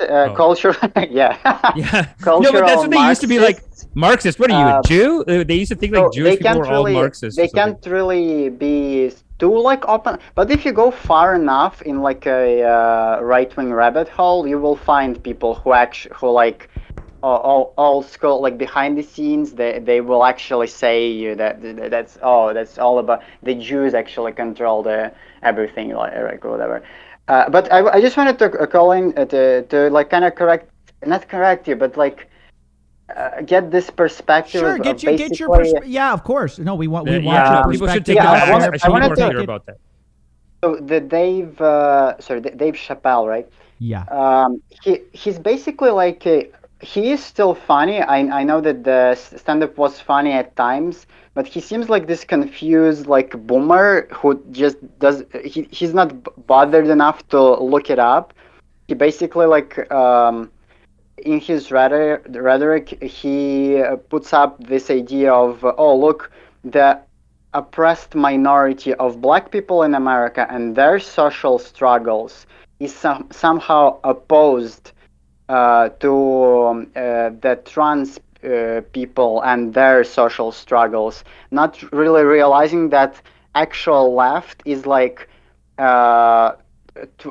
20, 30 years ahead of this idea, and there's a concept called intersectionality, and that basically your oppression kind of adds up. If you're all of a sudden you find yourself in a position where you're poor, black, and a trans person, and maybe you're also disabled, you will like your life will get progressively more and more fucked up, and it's not really interest of one oppressed group doesn't like contradict the interest of the other oppressed group. It's but I didn't get that's my point. But I didn't get that from his special that somehow that was the case. I mean, I think he made his point that his main problem, I think he even says it during the show, he's like he was more angry about like white people, like sort of he was ranting about white people. But one second. Okay. I do think the larger message of his stand up, because if you take out like certain things from that show, he says he's talking about like Daphne, his friend, and he's talking about like after the show she hugs him and then he goes, I pushed her off violently because I'm transphobic. It's clearly a joke, right? But if you take that, I think he misgenders her at some point. No. But my point is, if your point is that Dave Chappelle is not like up to date with the most current progressive ideology, like I agree, I fully agree. However, I'll say like he is publicly explaining like a perspective and a shift in perspective towards empathy, which I think is always going to be positive. I mean, like, again, is he up to date with the current like leftism? No. But then again, 10 years ago, most people were not. And yes, he's not as fast at maybe catching up and you're going, oh, he's a boomer comedian or whatever. But it's like, not everyone moves culturally at the same space. Not everyone will ever move culturally at the same speed. And for ultimately, the message of a comedian to be one about empathy, to me, seems like it seems hard to totally criticize and be like, this is a message of hate. Like, I just don't understand people who are coming from that perspective. And I think, okay, he might not agree with everything you say, but at the same time, I mean, unless you're just like cherry picking his exact words and going like, no, I think it's specifically about like Tim Turf shit, about J.K. Rowling and the whole like outrage about, oh, look at me, I'm being canceled while being like the biggest voice in the comedy, one of the biggest voices in the comedy at the moment. Like that's kind of ridiculous. He's definitely not canceled. So when he puts out these tweets saying like, it doesn't mean anything. This is canceled, I love it. It's like you're not canceled. But he doesn't put out tweets saying it. Didn't he? I thought he put out a tweet saying if this is canceled, I love it. I think somebody asked him, "Oh, you're canceled, Dave. What's your reaction?" He goes, "If this is what being canceled is, he's not saying he's canceled." Oh, okay, cool. Everyone knows he's not canceled. He's not. I would say people in the want show, to. I think. Didn't he? I think he says people want to cancel me, and that's certainly true. Right. That is certainly true. But I don't think anyone's arguing that point. People want to cancel Dave Chappelle, and everyone knows Dave Chappelle is not canceled. Yeah. But overall, like, I mean, okay, my thought is just generally, comedy exists to push boundaries, push social norms, talk about the zeitgeist in a way that is, how would you say, like, I don't know, something that people from a broad swath can engage with meaningfully. And if that's your goal, I think Dave Chappelle did it, even if you don't agree with where he is politically, culturally, whatever. I mean, he literally talks about, he's like, my pronoun game was not as nice as is not as nice as it is now. Basically, like, oh, he's come forward on that issue. He's learning, whatever. yeah. But at the same time, I think there's this weird expectation for everyone has to be on the most up-to-date, list of the things everyone believes now. And I think that's unrealistic for society. I think a good take about I guess I agree. I would have to rewatch it to it's one of the things that you need to go point by point and like in the show and be like, oh yeah, see this thing is actually like bad or whatever. But I think people, the most clip moment is like the team turf shit, and that's just right. You're the first person to bring that to my attention. I haven't seen anyone say that. So that's it's not good. just offensive, it's like literally a hate group, and just saying that somehow it's neutral to the no, but he wasn't saying that those people identify to say that Tim Turf is like, oh, it's okay, I agree with the and also at some point he like confuses the basic like difference between sex and gender. He like says, oh yeah, gender is biological, which is like ridiculous. Just like, so you didn't like spend any time thinking on or looking up anything about this before writing the show. Okay. You think so? I mean, I do feel like he is in it emotionally, even though he doesn't have all his facts straight. Maybe that's why I find it so relatable. Because he's emotionally, though, he does seem genuine. Like he does seem like he cared about that trans person who opened for him. Like he's genuinely upset that people think he's, transphobic. Like he does seem genuinely upset about that. And it's like he's trying to clear his name for like 4 specials now. Like he's been talking about it a lot. So it's obviously emotionally affecting him. And he wants to say his piece and be like, no, I don't believe that. Did you not get that? Or you think it's all just... I don't know. I just feel like he's kind of confused about everything. And why is he even like bringing it up? I don't know. Like if he has, besides the one trans friend that he had, or he didn't, like if you care about this issue so much, why don't you just look up what's the good joke and what's not good joke? A good take I found on the I guess on the internet floating around about this whole issue. Why one type of people say it's not funny basically, and the other types of people say it still is funny. Is like and I guess that comes around to the terminology or like up to date on the leftism thing or whatever. It's not even leftism; it's more like just social progressivism. It has really we can call it whatever. I also don't like that social justice has just taken over the whole conversation on the left, and like nobody's talking about workers' rights. Nobody's talking about like. I don't think it did. Like, isn't it like a straw man of conservative people? Oh, social justice does. You for sure just watch like right wing. I think no. You know what I think it is? I do think it's because capitalism. It's because capitalism. Because a corporation is basically like, yeah, I'm going to get on board with the social justice stuff. It doesn't cost me anything. I just have to have my marketing team say we support gay pride. We support whatever lives matter. And I don't have to spend any money, because the real thing to do is like stop buying your stuff from slaves. But they're not going to do that. Yes. That costs way too much money. They're not. So then they go, oh, give me the social justice thing. Okay, cool. We did some social justice shit. So we're good. our name's clean. So it does seem like corporations are pushing our market research shows that it's actually going to increase consumption if we use the pride flag this month. So we're going to do that. And they don't do this in other countries where it's not so popular to be no way, like dude, no way. If half the people would just take their bank account, in close Russia, their in bank China, accounts and they shit. just yeah. Yeah, no. So I think that's they push it a lot more too. I just want to just one quick thing about this. Like basically, it's like imagine like a joke about like a mechanic or something that is constructed well, and it is very funny to general audience, but it's inaccurate on some very not really deep, but on some like very basic technical level, right? Mm-hmm. So you tell this joke to not even a mechanic, or you tell this joke to like a wife of a mechanic, and it's just not funny because it's dumb and inaccurate, or it's like supports some weird myth about how something works, right? Turf is the only thing I've heard so far from you. And this is right.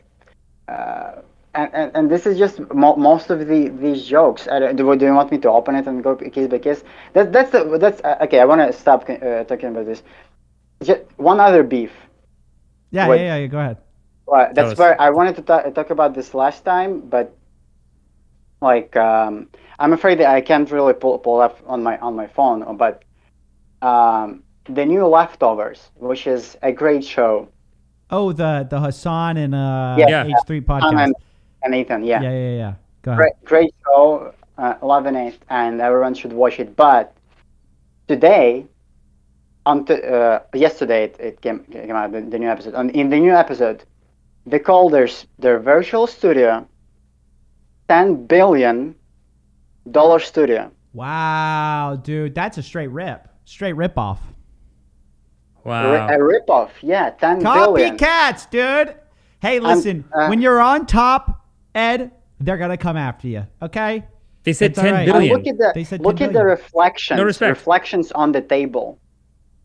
They don't fucking match the hand. We're going to 10 trillion. We're going to 10 trillion. If they go to 10 billion, you best believe we're going to 10 trillion, dude. Just wait. I need to get that ashram. Just that wait, the ashram. Dude. Have you seen your hands on the table? In like a bartender scene? Yes. They can't they just can't do it. They just can't replicate that.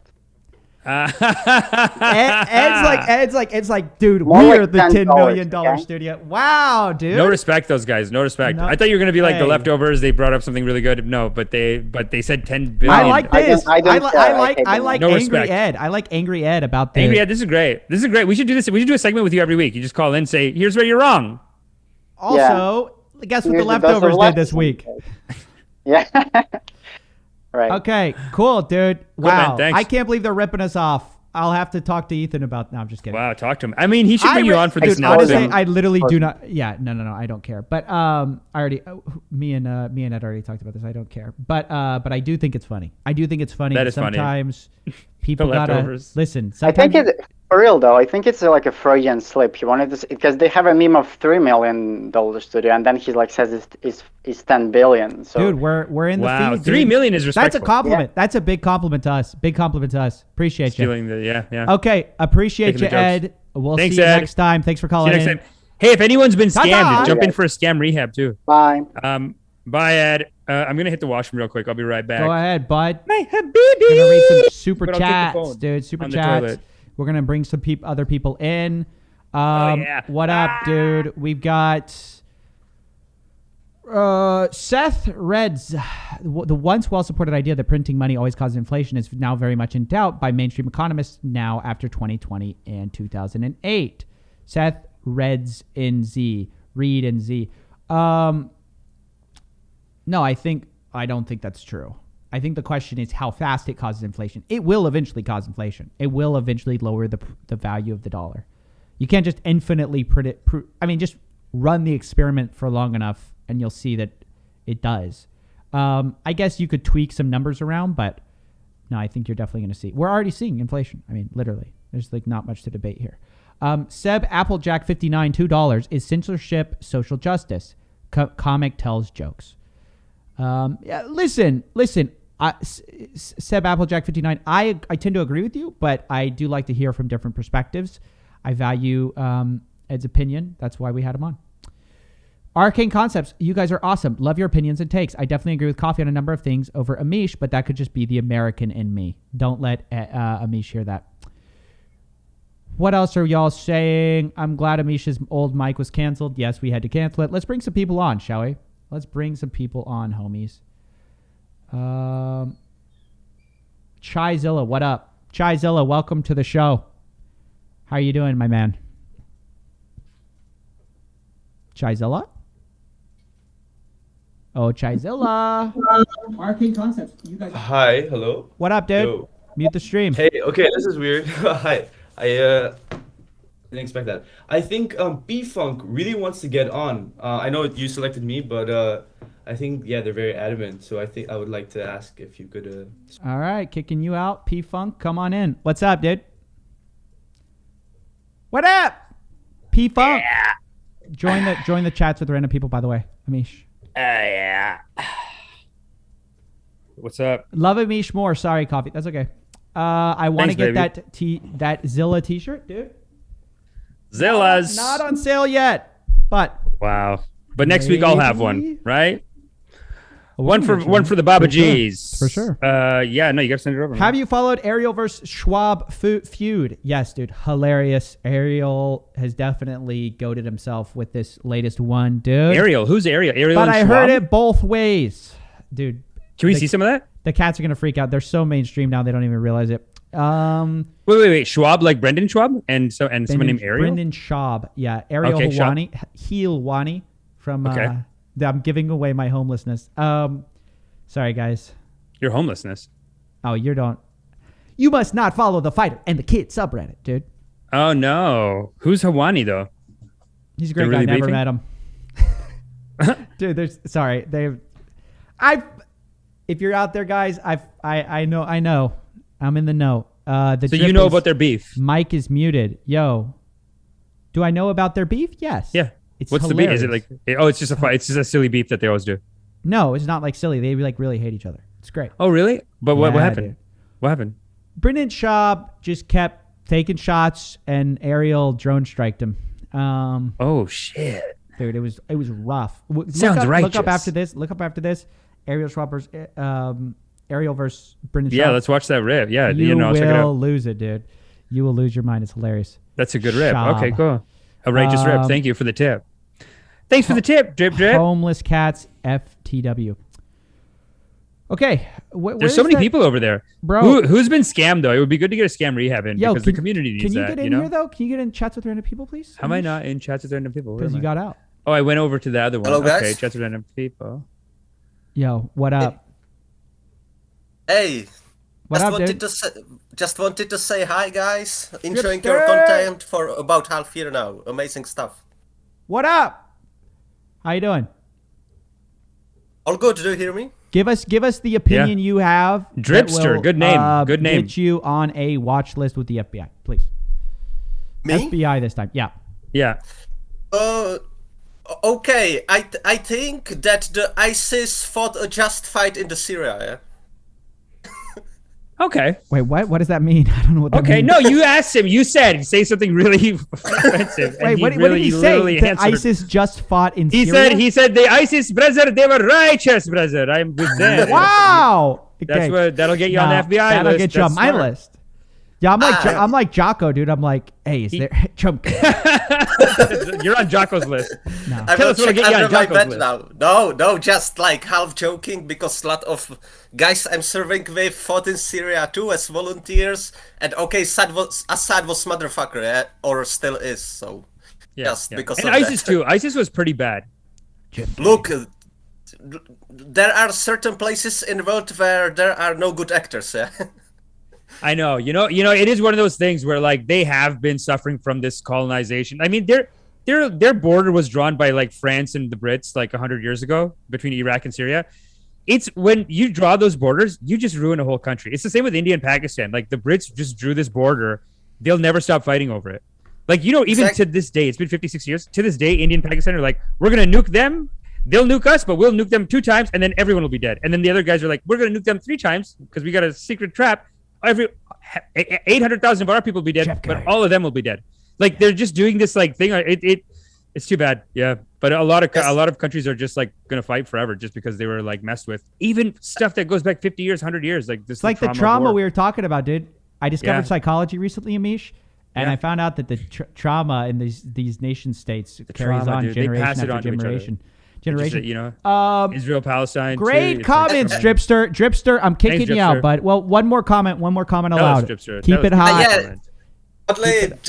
I'm in Ukrainian army. Yeah, I fought Russia, of course, and I just wanted to say that America is number one, and all those leftists that claim otherwise. All my life, I'm raised in respecting America. America saved us so many times, and all this nonsense that America is bad.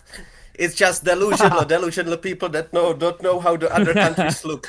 Oh my gosh! Wait, you're from Ukraine as well? Funny. You're from Ukraine as well? Yeah. Yes. Actually, I came here as volunteer and I stayed. Yeah, when the conflict started. Wow, dude, Ed, my 3D designer, he's also from Ukraine. It's interesting. I know, and total opposite views of you. Total lefty, dude. He was the one who was just on the call. He was the one telling us that we didn't go left enough on James Chappelle, and now this is so funny that this guy's from Ukraine too. And this guy's just full I love America. The fact that he worked for you, it's direct effect of what we did in 2014 with the revolution and stuff like this. Now we have ton of guys in IT that get outsourced from America. They buying flats. They just, the economic rise is very slow. It's a very corrupt country, but we heading in good direction. Or partially thanks to America, thanks to West. So God bless America. God bless America, baby. Thank you, man. Thank you for the call. No, honestly, if you're on the right side, America hooks it up. And as a Canadian, I also say God bless America because I don't want China coming in here. Hey, dude. Here's the shit out of me. They're trying to take land from the top, in Canada. They're like planting their flag and shit. Them in Russia, they just plant their flag closer and closer to Canada. Dude, I don't care what anyone said. Ed's number one, dude. Ed's America number one, but also Ed number one. He's Ed number one, America so number one. Ridiculously talented, dude. He could have gotten a job with anybody. No, and America's so great that you can just rip America too. That's the great thing about it. It's the only country where you can say "fuck you, dude," "fuck the president," and it's still rock and roll. That's American, and then saying, "Hey, I love my president." That's American. You know what I mean? Yeah, it is funny. It is funny. You can do both. You can do both and be American. You can say, "Hey, dude," hashtag not my president. Hashtag also America's great. Rock and roll. It's a rock and roll country. So you're rebelling and you're also like supportive. No, man, I do think China's coming in, dude. These are some economic hits. These high crate prices. It's economic hits. Oh my God, is that Tom? Tom Nash. It looks exactly like Tom, but it's not Tom. What up, dude? Tom? What up, Tom? You mean another guy did a cross arms? Oh, I don't know what happened. What up, Dad?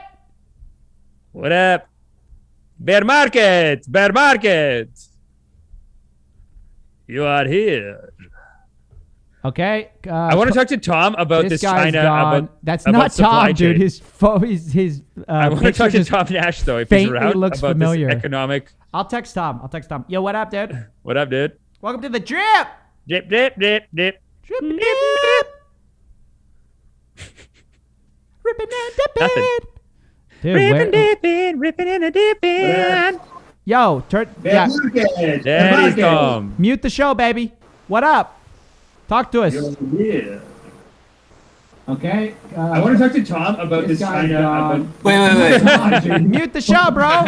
You're playing it. It's the show. Oh my gosh, dude. This is painful. Painful. I'm kicking him out. Sorry. Okay, guys, turn off the show. Come on. It's like Noritama, what's up? We brought you in early. We're bringing you back. Okay, please tell me you figured out your mic. Noritama, I'll give you 10 seconds. On the mic. And we go to Noritama. I love that on TV when they go cut to someone and nobody's there. They're just like so sad. Or like they cut to the person they weren't expecting it, so it's just 5 seconds of. Huh. Yeah. Hello, Tom. Yeah, the weather here is really ridiculous. Yeah. Okay. And the guy's just like, sorry. I'm gonna punch that son of a bitch in the face when I see him. Tom, what up? Please tell me you're on. Please tell. Hey, you're here. I know you're here. Come on. Well, they got in the waiting room, but the mics guys, are having an issue. Get the mics, dude. Get the mics, baby. Here we go. What up? This guy's gonna rip. Next guy, P-Funk. P-Funk, good name. I feel like he's been on before. Hello, Scott. Yes. This is actually insane over here in Afghanistan. quite the interesting situation. ISIS seems to be dispensing out some baby killer drugs. I don't know what I'm talking about. Yo, what? Dude, the guy got out again. I'm pissed. You guys, we can't do this show if you guys can't answer the phone. What up? Ring, ring, opportunity calling. Will you pick up? One shot, dude. One shot. Mom spaghetti. Opportunity calling. This shouldn't be difficult to figure out. Let's nervous. Go. Why does everyone have the tech savviness of Amish Patel? What do you mean? Oh wow, really? I'm coming in loud. One and clear, more. If this guy doesn't answer, I'm stopping the. Yeah, there you got him. We got him. You guys. Yo, turn off the. It's what? Over. It's over. He left. What do you mean? He left. Just chill, dude. You're spazzing. Canceled, dude. You're fine. Don't worry about it. I'm so angry. Ask these people who got scammed. Whoever got scammed, we got to just bring that person in. If anyone has one, you know what I'm saying? Yo, nobody those are can. Good. They're good for the culture. Nobody can get in the chat, dude. Nobody's sound is working. Nobody's sound is dude, working. I can't believe at this time slot we have the numbers of. We're beating morning. We're beating the View. We're beating the View right now. Wow.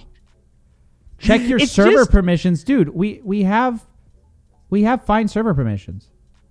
It's not. Oh no! It's Steven's fault, is it? Is someone saying it is Steven's fault? It's not my fault. Because if it's Steven's fault, now there's egg on his face. Then he attacked the whole community. Oh my gosh, dude! And then it's no, his. That's not. No, many people got in. They're fine. I don't know what's going on. Yo, all right. So we're gonna cancel. It's canceled. You guys got yourselves canceled. Congratulations. You couldn't figure it out. It's easy enough to do. You couldn't figure it out. Lockout. Probably somehow is my fault. That's all you get. I'm sure it's actually my fault. Yo, we'll figure it out for next week, guys. We'll figure it out for next week. It's fun. I'm sure people it's are saying they got scammed. P-Funk got scammed. Yo. So they were trying to speak on their end. They were you guys have us muted in the channel. Give permission. What do you mean we have you muted? Oh, see, if that's the case, dude. What? Stream voice with chats. Okay, wait. I'm going to bring Buddy. Should I? Hold up. Oh, no, you're not even in here now. Well. What happened? Okay, there you're in. Okay, I'm bringing Buddy Boy in. So Buddy Boy's in. Hello? Oh, he jumped out. Damn. Codex Puzzle Book, you're in. Say something. Oh. Yeah, see, there is. People can chat. They're just. But he's just not saying anything. Yeah. Bro, I'm getting trolled today. Okay, cool. No, it's fine, guys. It's fine. We're here. No, it's COVID. It is actually fine. Yo, so blame it on the COVID, dude. What can you do? Dude, you blame it on the COVID. What are you gonna do? What are you gonna do? See this? Blame it on Fauci. Blame it on Dr. Fauci. He screwed us up. Dude, do you see this Prince Andrew? Just quick update. Prince Andrew, the UK police, they're like, we're not going to give him the letter. Can't get me. Look at this motherfucker. He goes, can't get me. I'm the prince. UK police says they won't take action on sexual assault suit against Prince Andrew. Like they just won't serve him the papers. Of course they won't. It's the UK, bro. It's the UK and the royal family. The royal family's got everyone by the balls. He goes, I'm a prince. I'm a magical prince. In the what UK, a silly. In the UK, legit, the royal family is untouchable, dude. I thought this would do it. You know, I thought this was enough to say, hey, let them burn. Nope. You idiots. Different what good are you for doing? Rich people and powerful. No people. rules. But you know what's crazy is that you look at him, you look at this freaking this Biden's idiot kid, even Trump idiot kids. Hunter. Dude, imagine what's gonna happen to Trump's kids when Trump dies, dude. He's not leaving them a penny. He's leaving them in debt. Like that's the kind of cycle he doesn't care. So they're gonna be idiots, broke. Like all these rich kids, you're not doing them any favors by not reporting it. Like Hunter Biden, just say what he did. Right, did you hear that Hunter Biden might have shared accounts with Biden? So, like the president of the United States might have funded like crack and whores. Oh, 100% he did. He did fund that. No, That's Daddy insane. paid for that. Daddy paid for that. And you know what the thing is that, and even growing up, I knew a lot of rich kids. Daddy's little white powder. Daddy, I need cocaine. Fuck you, Dad. I need cocaine. Like they're just, and the dad's like, oh, he's still. Oh, here's the credit card. Go get your cocaine. They just can't control. They're like, I can't control him, dude. We have cousins like that. where they punch the dad in the face and the dad gives money. Like the mind can become a rotten mind, dude. How they insane are is so that? spoiled. I know Jewish rich kids, Italian rich kids, Indian rich kids, all guys, all the rich kids, all guys. I guess all the rich kids. I just feel like white people, they make the kid work or they get the fuck out of my house. Jewish, Italian, Indian, they can't kick the kid out. If it's a boy only. The girl, they're like, get the fuck out of here. Go marry your guy. You're done. Yeah. But the boys, they go, but he's our boy. So they can't. I know. But that's just the way it is, dude. That's Biden, though. That's how it is being rich, dude. Yeah. And that's basically what Biden's doing. What are we doing, dude? We gotta... Don't forget who's paying us. You CNN lackey over here, eh? Don't forget who's paying the bills, dude. If anything, it's Fox. Can you imagine? Let's call it what it is, dude. Can you imagine if we got some of those CNN bucks, dude? Do they have money? Like how? Like when are they just going to collapse? I think they have money. Like at this, like how long before they just collapse? Like how much can they be making? Even nobody watches this shit. It's a fugazi. Where's the money coming from? I was watching. They don't even have 1 million viewers. Dude, it's pathetic. You have 1 million viewers. Like your channel is going to pass their shit. No. Well, you're at Blair White has 955,000 subscribers. I'm below the size of a failing news network, but in a way that is kind of pathetic even in itself. I mean, we're getting there. We're getting to the numbers of a failing news network. It's crazy. You're getting there. You're about to pass them. Like, okay, 2:00 on CNN, it could be like 50,000, and we're at 500,000. But it could be no, it can't be 50,000. It's got to be like nothing's hitting 1 million. Like the prime time numbers are like every time I hear them, they used to be like 10 million people watched, 20 million people. Now they're like 300,000 people watched. It's like you can't even. The conversation I want to have though, Amish, and this is the conversation I wanted to have. Let me pull up a graphic actually before I tell you what conversation I want to have. And this is gonna Murdoch, be so, because his mind is rotten too. No. This is going to be so small and so pathetic, but I just need to have this conversation with people. And yes, I'm very small for bringing this up. Why? If it's in your heart, bring it up. My McDonald's is closed, and I am so upset about it. A McDonald's closed? Dude, no, they don't have the workers. They don't have the workers, dude. We got to talk about this worker shortage, dude. Dude, I wasn't political, but when they shut down my McDonald's, I said, "Hey, pay more money, though. Why can't they pay more money?" I don't know. I mean, I think they are. They're offering signing bonuses. McDonald's, turn your life around. Come on, let's go to McDonald's. Yeah, I guess Unbelievable, dude. And I wanted to talk with somebody about workers because it's a complicated issue, right? On the one hand, it's COVID. On the one hand, need to get paid more. On the other hand, we're paying people to stay home. On the other hand, you need more immigrants. In Canada, we let immigrants in. So I'm actually very corner stores it's all Indian people. It's full. They're working. Let them in until we get some people in this damn McDonald's, dude. I need help. They won't do it, dude. Our McDonald's here, it's all Punjabi. But here's the thing: it's not just that. The grocery store also shut down. And it's not even just like lower end job. All the jobs, there's just not work. Nobody wants to. Not nobody, but there's just enough people who said this is garbage. I'm not going to do this anymore. I'm leaving. That's it. And I'm very pro. Go do whatever you want. Hey, if Prince Andrew can sit at home and say can't get me, at the same why time, can't he? At the same time, sausage biscuit at 3 a.m. You didn't need it. That's where my ethics fall apart. Is when I can't get a sausage biscuit at 3 a.m. It's all for good, Stephen. You didn't need it. You didn't need that sausage McMuffin. What? Okay, I don't eat meat, so I don't really care about McDonald's. But how do you feel as a culture having big shifts right now where it's maybe we have to start rethinking how we do this fast food? Maybe we're being a little unrealistic about how cheap and at what time, whatever. Well, and maybe it's time to just pay people more and get real food in there. Either way, the robots are coming, so... That is kind of a weird thing anyways. Yeah, so just give people money and they'll sit at home. Who cares then? Just leave it. A lot of people are saying that. What are you doing? You have such a weird way of looking at it. Just print more money and give it to people. Yeah, no, you can't. You can't print more money. But I'll say this. Yeah, we got to figure something out. Fuck you. It's almost Excuse me. Oh, they got me. Excuse me. I gotta watch it with these names. They got me with the name. Look in chat. Look in chat. You'll find a familiar face. That's very funny. It's almost like people don't want to risk their lives for minimum wage. Do you see it, right? I get it. No, I agree. Okay. At the same time, 3 a.m. sausage McMuffin. Yeah, you want it. You want it cheap, and you want it now. But tough.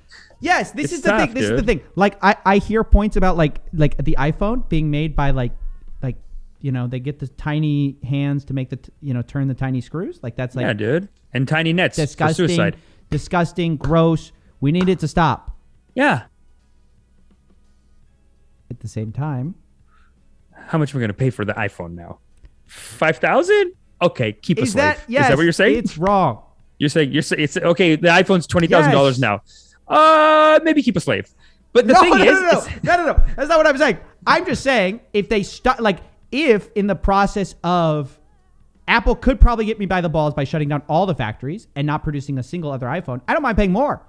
It's just like, imagine if there were no more iPhones. That's what they're doing to me with McDonald's. It's not that they're saying pay more for the McMuffin. I would do so gladly. Yes, you would. They're saying pay attention to the entire... I'd pay a premium. But they're saying, hey, why don't we just shut it down and see how you feel now? And I'm saying, I feel bad. You do feel bad, but I think they're also saying, hey, pay attention to the global supply chain and the full economy. And is this what we need to be doing as a culture? And maybe we got to make some big changes now. Look, and by the way... shortages coming? By the way, people are saying risk their lives. Guys, going to work once you're fully vaccinated is not risking your life. Right? Take proper precautions. I agree. Yeah. But you're not risking your... No, I think that was a joke. Well, I think that was a joke. I think some people really believe that. They go, you're asking me to risk my life. Like, I refuse to risk my life. And it's like... That's what my cousin, when vaccines, calls... I get it. I wasn't making this argument before the vaccines all rolled out. It's just now... Yeah. Nothing's... No, my cousin does this. It's not just McDonald's. McDonald's is just the easiest thing because it's always been 24 hours. Amish, always. Right, yeah. I wanted some sour cream and onion chips at 12 a.m. And I went to my local grocery store. Closed. Yeah, grocery stores are closing. Yeah, the 24-hour ones are done over here too. Done. No 24-hour. No 24-hour.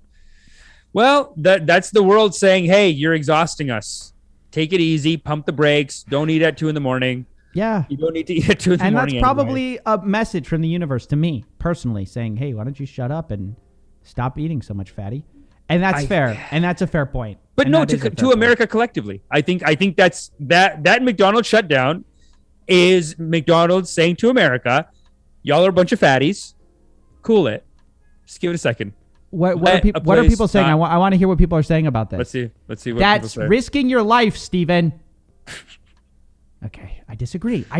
Lance Anthony, 499.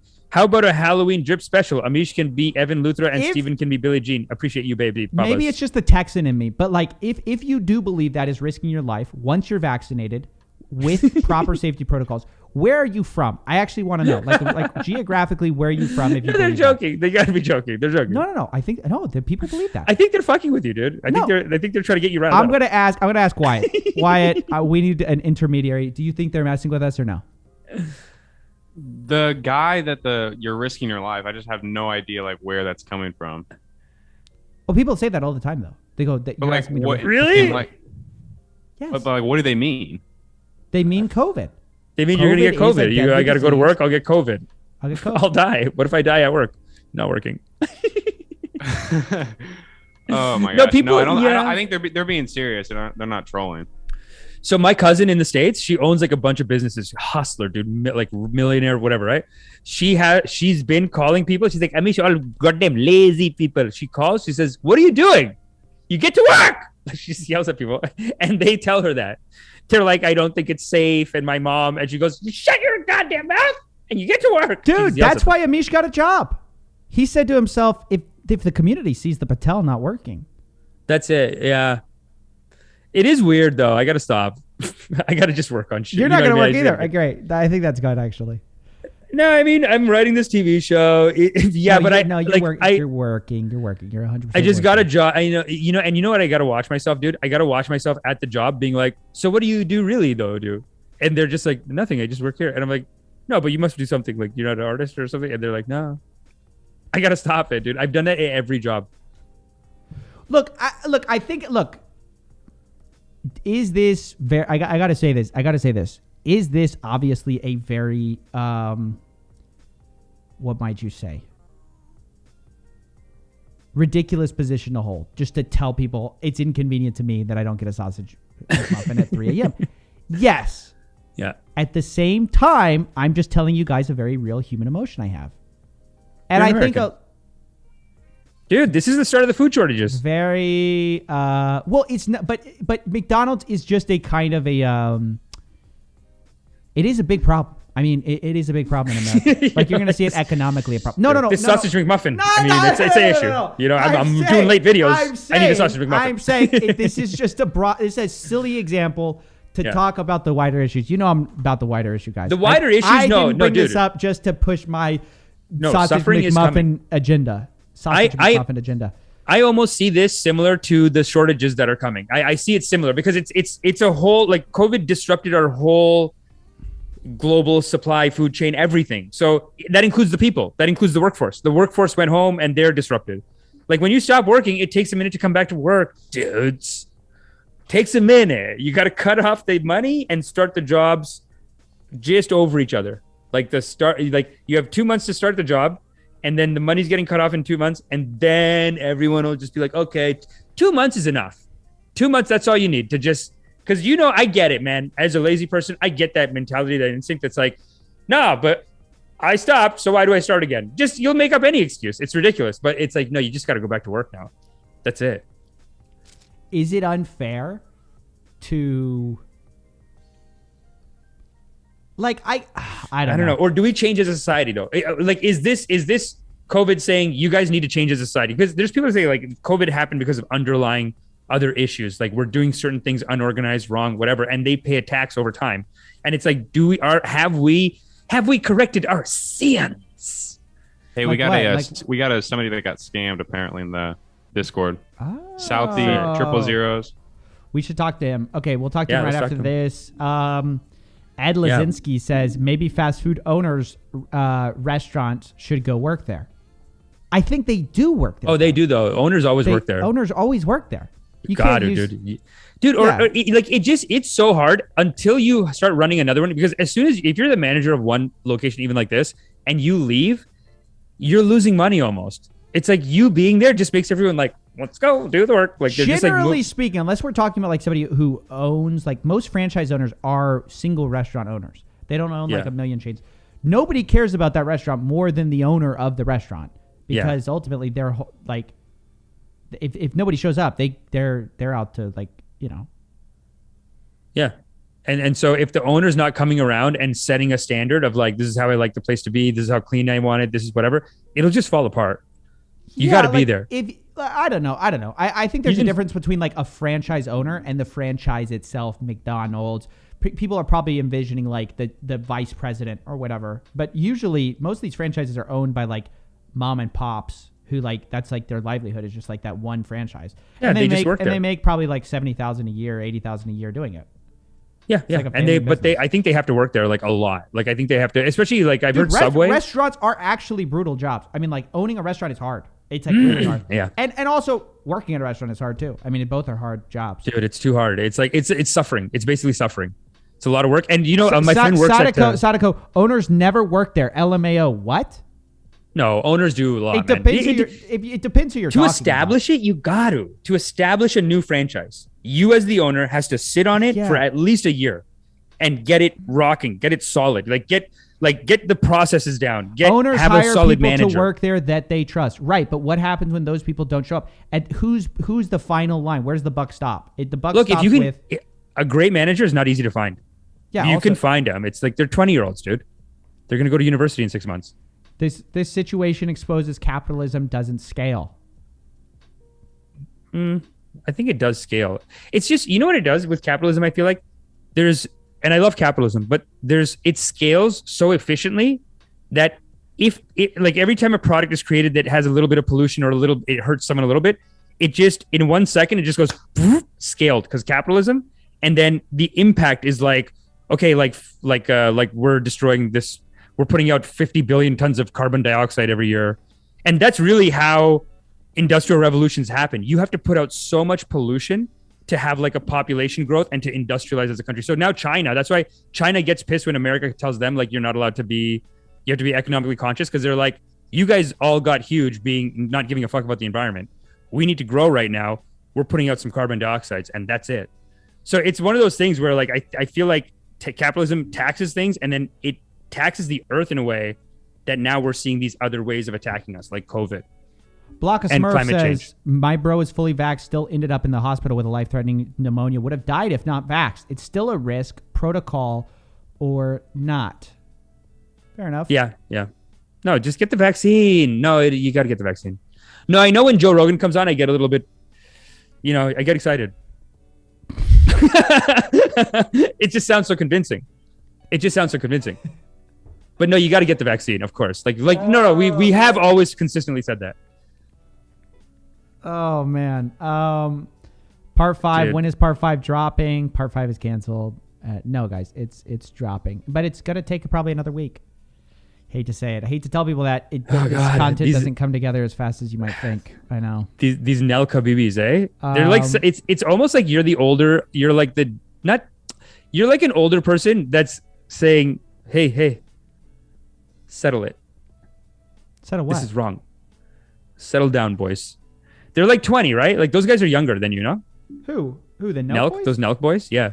No, they should know better. No. They are. They should know better. Yeah. Some of them are, but yeah, it's insane. Yeah, people just want almost like. Oh, go ahead. It's almost like they're just being rowdy at that age. Like they're just going too far, and they need someone to be like, settle it down. Hey. Not allowed. You know, like they need to get one run in with the law. Right. But somebody said, everyone has. Oh, wait. People just want jobs that don't suck and pay terrible. We just want to enjoy our time and be happy, Mr. Mustachio. Listen, maybe that's true. And maybe I'm just too used to people accepting, people just working for so cheap. So maybe I'm just upset about my conveniences not being there. And at the same time, you have to work somewhere. I mean, you have to work. I mean, right? Or yeah. No, this is the kind of stuff we're questioning now, I guess. Because with automation, people are saying like, stop trying to just make everyone work. Like, who cares? There is that theory going out, and it's not left wing necessarily. Yeah, but even some great right wing thinkers, they said this too, because they don't look at it as giving back money or giving money. They look at it as a tax break. Like libertarians believe in what is it? The DUI, not DUI. No, I don't think this UBI thing is there yet. People keep talking about these robots taking all our jobs, and it's like, yeah, it's true. It's not really there yet, though. Right. It's we're transitioning into it. Maybe in 10 years. I don't know. Yeah, like 10. When do you think that'll be done though? Will be fully automated. John Crump live, $5. Can we get a part 4.5 in the meantime? No. When do we do it? When do I think it was going to be there? I have no idea. My fully vaxxed sister has gotten COVID twice in 2 months. Here we go. You see that? See, there's always that point then. You know what I mean? Fully vaxxed, still got it. Colin Powell just died of COVID, fully vaxxed. Fully vaxxed, dude. But he had blood cancer. I mean, he was like severely immunocompromised. And arguably that's a case for vaccines, because if people had actually been vaccinated, then it wouldn't have spread so quickly. Yep. What are we going to do this? Are we going to do this? Let's do scam rehab, yeah. Scam rehab? Let's do scam rehab. All right. But no, dude, I'm sorry, man, and about the McDonald's. That sucks. Sucks about the McDonald's. Oh, don't feel too bad. I'll be fine. Nah, it's, people don't feel bad. The world's changing. Listen, I know it's not a popular opinion. I know nobody cares about my sausage muffin. That's okay. I think people love McDonald's. People do. Someone's eating there. Somebody's still eating there. Yeah, that's true. I'm shocked that one would close. Like, I always thought McDonald's would never close. It was Southie 000. Southie. Oh, I'm not seeing him in the chat. Yo, Southie. Get in here, bud. Young 999, young leftists talk about capitalism the same way boomers talk about communism. It's almost like the truth is somewhere in the middle with a mixed economy. Heresy, dude. Centrists are always wrong. Don't you know that? Seb Applejack 59, $2. Not against work, but the cost of life is rising. That's true too, man. We are heading for some shit. Suffering is coming, guys. Suffering is coming, dude. Did you get Petrinko? 999? Yeah, I got him. Oh, you got him. Okay, wait. Let's get the scam rehab going. John dude, Crump live. We need our boy. He's not in chat right now. Where's our boy? Yo, come back in, man. AT Where's says, the Nightbot? AT says, I'll be your sausage McMuffin. 3 a.m. though? I mean, that's the real problem. And I can get a sausage McMuffin. The problem is the timing, baby. Oh, so you're saying they're just not staying open late? Because I know a lot of 24-hour grocery stores are not open past like 10 now. Like the 24-hour grocery stores are done, basically, where I'm at. Yo, people are saying that McDonald's new tagline is somebody's eating there. Somebody's eating. Dude, a lot of people are eating there. No? It's hot. McDonald's. It's amazing. I'm shocked that they're coming back. Somebody's eating here. Somebody's eating. Everyone's eating here. It should be ba-da-ba-ba-ba. We got you by the balls. It's too good. They do, dude. Yo, Wyatt, let me know when the guy comes in. Okay, I got you. That's what I meant for us. What do you think? McDonald's. Yeah, no, it sucks, man. I mean, and there's so many scams too. Like, just there's so many. Like, I don't know the suffering that's coming for us right now. It does seem like a lot of bad things are culminating together. To like the idea of shortage, it should be a huge red flag. Or like like labor, like any kind of disruption in the economy is usually seen as like. Well, just and again, it's not just these jobs. I mean, this was kind of a broader discussion, but it's just jobs in general. Yeah, like our economy is fully disrupted and we're fucked, people. That's why you got to make sure you subscribe to The Drip, listen in every week. You're going to keep your mental game tight right now. Make sure you come to meditation. Meditate, do all that stuff. We were talking about something. We saw something where they go, you can't afford to miss this. What was it? What was the you can't afford to miss this? Was it the BitQL scam? Was it BitQL? Yeah. I think it was some kind of scam. But I was saying it's such a good hook to be like, The Drip, you can't afford to miss it. No, and it's true too, because if they miss it, then they'll sign up for a scam, these people. They're always signing up for scams. It's true. You know what I'm saying? So they got to listen to just get our mentality. Because basically, I think the way the scam works is that they're doing a brainwash where the more you go into their scene, and they even tell you, like, stop listening to everyone else. Only listen to us and people who listen to us. That's it. Don't listen to anyone else. Mm-hmm. And they all have podcasts and shit too. So it's like, it is like brainwashing you in. So they pull you in and then they slowly start signing you up for shit. Yeah, dude. And at a time when there's like, who wants to go to work right now? You know, the get rich quick sounds great. Not me. I need to take a break, dude. I need to quit. Yeah, they're gonna tune into Zilla, and you're gonna go, hey, not available, dude. I'm taking a break. You're taking a break, eh? Really? I'm honestly thinking about it. I mean, as much as that's the thing. I'm of two minds. I know I come off as like, oh, dude, why don't never go to? I'm of two minds. I do get it. I think collectively, maybe everyone needed a break. It's just we kind of all decided we needed a break at the same time. That was tough. I think COVID forced it. COVID said you're taking a break. Break time. Yeah, the whole thing. But no, it's actually COVID has been so exhausting that I think people are just realizing how much of a break they need now. Right. I need a break now, not during COVID. It's I was on the grind. COVID was Earth's break. I was on that righteous grind, dude.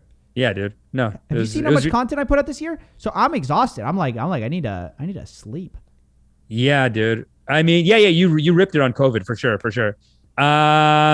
People told me, dude, you look homeless. I got that from friends. They go, Steven, you look bad. They told me, they tell me, honestly, you look. Well, I got a haircut. That's kind of changed the game. But before the haircut, they were telling me, Steven, you look rough. Dude, you look like you haven't slept. And I'm like, dude, I haven't.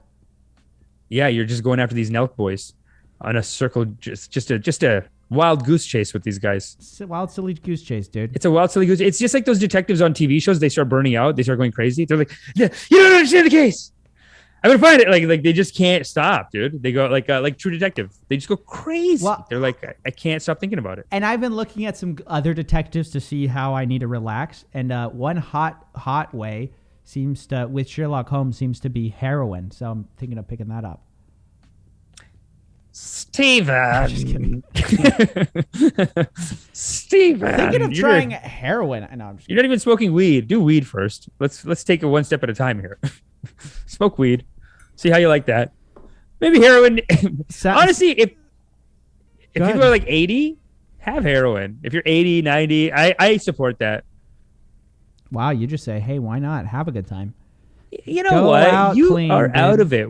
We should be giving all that dirty capitalist freaking Oxycontin money that they're making. We should take all those Oxycontin pills, and instead of getting young, healthy people on Oxy, which is like an epidemic in America, let's just give it to the seniors, dude. If you ever go to a senior's ward, it's awful. Like a senior's like health ward. Yeah. It's like the suffering will come for us. Yeah. One way or another. There is suffering in this life. And if you just gave them all heroin, that would be okay. Should we have a suffering drip? And all it is just the news of suffering from we'll be like the end of time callers. The suffering is nigh.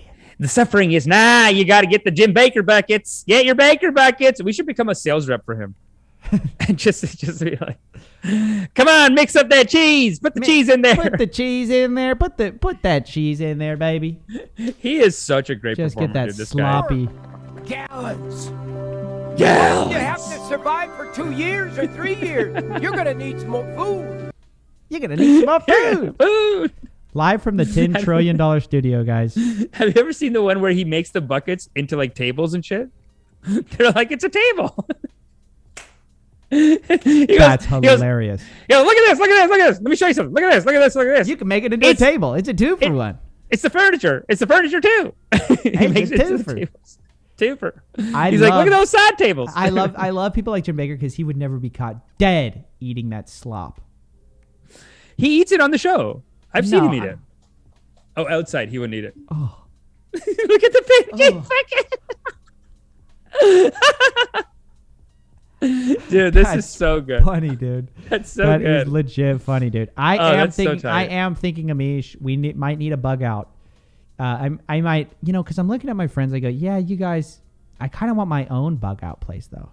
Yeah, no. Now I want my own, and it's like that's where you do the podcast called The Bunker. Yeah, The Bunker, dude. We'll call it that could be a good show, The Bunker. The Bunker. And then we just always go, the suffering is coming, guys. The suffering will come. Get your bunkers ready. Make a bunker in your mind. You must not sleep. Basically, sleep is for the weak. It's what's going to happen now. It seems like we're going into a world of like you got to be a sociopath like Patrick Bet-David and be hard enough working to make 2 companies. But if you're just like I don't feel like going to work, dude, that there's suffering coming for that. You know what I'm saying? It does seem like that. Like you got to go back to work just because life is going to get hard and you got to like toughen up now because it will because the suffering will come, Does it ever feel like that? Like you look at Jeff Bezos, everyone mad at Jeff Bezos, and it's basically the oppression of the most righteous work ethic. You have the righteous work ethic, you can own everyone. Oh, you're saying, I see what you're saying. You got to have the work ethic though. If you want your dreams to come true, you must. Yeah, you got to. Wow. That's why I went back to work because I was like, you don't go. And I've seen this happen to people, man. They just go crazy. Like anyway, especially after a TV show. Like I know actors who book a TV show, and then for 5 years you're treated like a prince. So when the TV show ends, they're like, "What is life?" Yeah. What working? They can't, dude. Working? They cry. They go work. I gotta serve. I gotta wait tables. Yeah. It's so sad, dude. My friend just had to get a job waiting tables, and they ripped her too. So she went to one place. They made her carry all the beer upstairs, and then they go, you know what? We're not gonna go in a different direction. Didn't hire her. They just ripped her, dude. They just made her carry up the cases, and then they're like, yeah, I think we're gonna go in a different direction. Fired her. Not even one shift. Amish, I with all respect to what you were just saying. What's up? I really can't stop thinking about this idea, dude. This idea right here, dude. The suffering. Oh. The suffering bunker. The bunker, dude. That's a good show. Dude, that's a hot show, dude. And every show, and then all we sell are food prep kits, right? Like that's our only product line. Is like, no, let's get it. We got AK-47. You're gonna die. This food will last you 2,000 years. What about AK-47? What if we sell AK-47 stickers? Like you can buy a sticker set and you can sticker up your AK-47. Because I'm pro gun, but I know you're like very Don't say pussy. Don't say pussy. I wasn't going to say that. Now, if that's where your head went, I mean, I get why that's think where it's you good went. for everyone. I don't know why everyone's throwing a gun. You think about a little gun sponsor? We'll own a show called The Bunker, and every week or so we'll go in there, collect all the like most fear-mongering stories, and then we'll just like tell everyone the world's ending. Yeah, dude. I mean, that's the news. Cheesy that's the rice. news. Cheesy rice, dude. That's what the news is missing. Like, I think the news in 5 years, they're going to lose all their sponsors because their sponsors are going to be like, nobody's watching this. And then they're just going to be like, buy the cheese buckets. Like, you CNN, they're like, it's all going to shit. Trump's coming back. Buy cheese buckets. Dude, and we could put on some like sad jazz the whole time, some like doomer jazz. Dude, people would love this show. Yeah, dude. They'd get brainwashed, basically. Like, because it's like fear-mongering is like the best way to build a crowd. You know what I'm saying? Not that I want to do it to the people. I don't know if it's the right thing to do. We gotta fear-monger them on the right thing, maybe. We gotta figure that out. Wow. Just like this, and we could be like, guys, times are tough. Things are hard out there. What song is this? Jobs are out. The shipping containers won't come in. Nobody wants I can't get an Egg McMuffin at 3 in the morning. I can't get an Egg McMuffin at 3 a.m. What's going on out here, guys? Anyways, coming soon to you guys. Suffering. Guys, we've gone on for a long time here. Let's read some super chats and get out. Huh? Let's get out of here, yeah. I guess this guy's not coming in. The Scam Rehab? We'll have to do him next week. Scam Rehab, not coming, dude. Scam Rehab. Next time, $2 from Applejack. Sounds like Steven wants free money and to not work. You know what? Now it's sounding like a better idea now that you say it. John Crump live. I will teach Amish how to shoot. Shooting the gun. $5. John Crump live. Wow. Okay. Brainwash me, senpai. Someone said that. That's nice. Is that all of them? It's very beautiful. That's great. Yes, that is all of them, Amish. Wow, that's Patrinko, CEB, Applejack 59. Wow, great names. I like that we have a Nightbot. What does a Nightbot mean? He's just chilling, talking to people. I don't know. Oh, he just hangs out, and he's got a little. Oh, so his name is just Nightbot. He is a bot though. Like if you you can give him commands and stuff. And he'll like moderate our chat. Yeah. Nightbot. We're automating the show. You're about to be automated. I'm like my Amish AI is like 2 podcast episodes. You're right there, right? He's right there. He's like already saying like, I kind of want the vaccine, but kind of Joe Rogan. That's where he's at sentence wise. That's his wow. So you're gonna so you made a robot of me to say inappropriate shit to get canceled. But this is also not to pay you. This is wow. So this is a double hit, and like he's just doing cancel jokes. He's just doing shit that he'll get canceled for. Yeah. You made a cancel bot 5,000 and you made him look like me. Yeah. This is how you screw someone in the industry. This is how you say, you know what? You're done. Like. And that's the end of your that's the end of your career. That's the end. Yeah. Don't worry, I'm automating myself out too. Dude, I can't wait. I can't do this forever. Because then then you're like I'm free. I have nothing. My karmas can't be done. Yeah, dude, can you imagine? I just would be working all the time, but never working. It is a freedom. Boys. Yo. Thank you for watching. Thanks for watching. Appreciate you. Wrap it up. Drip, drip, drip. And I'll see you guys next time on The Bunker. Rip and dip. Or sorry, The Drip. Sorry. I got a little ahead of myself. Rip and dip. Next time, do the Scam Rehab. It'll be great.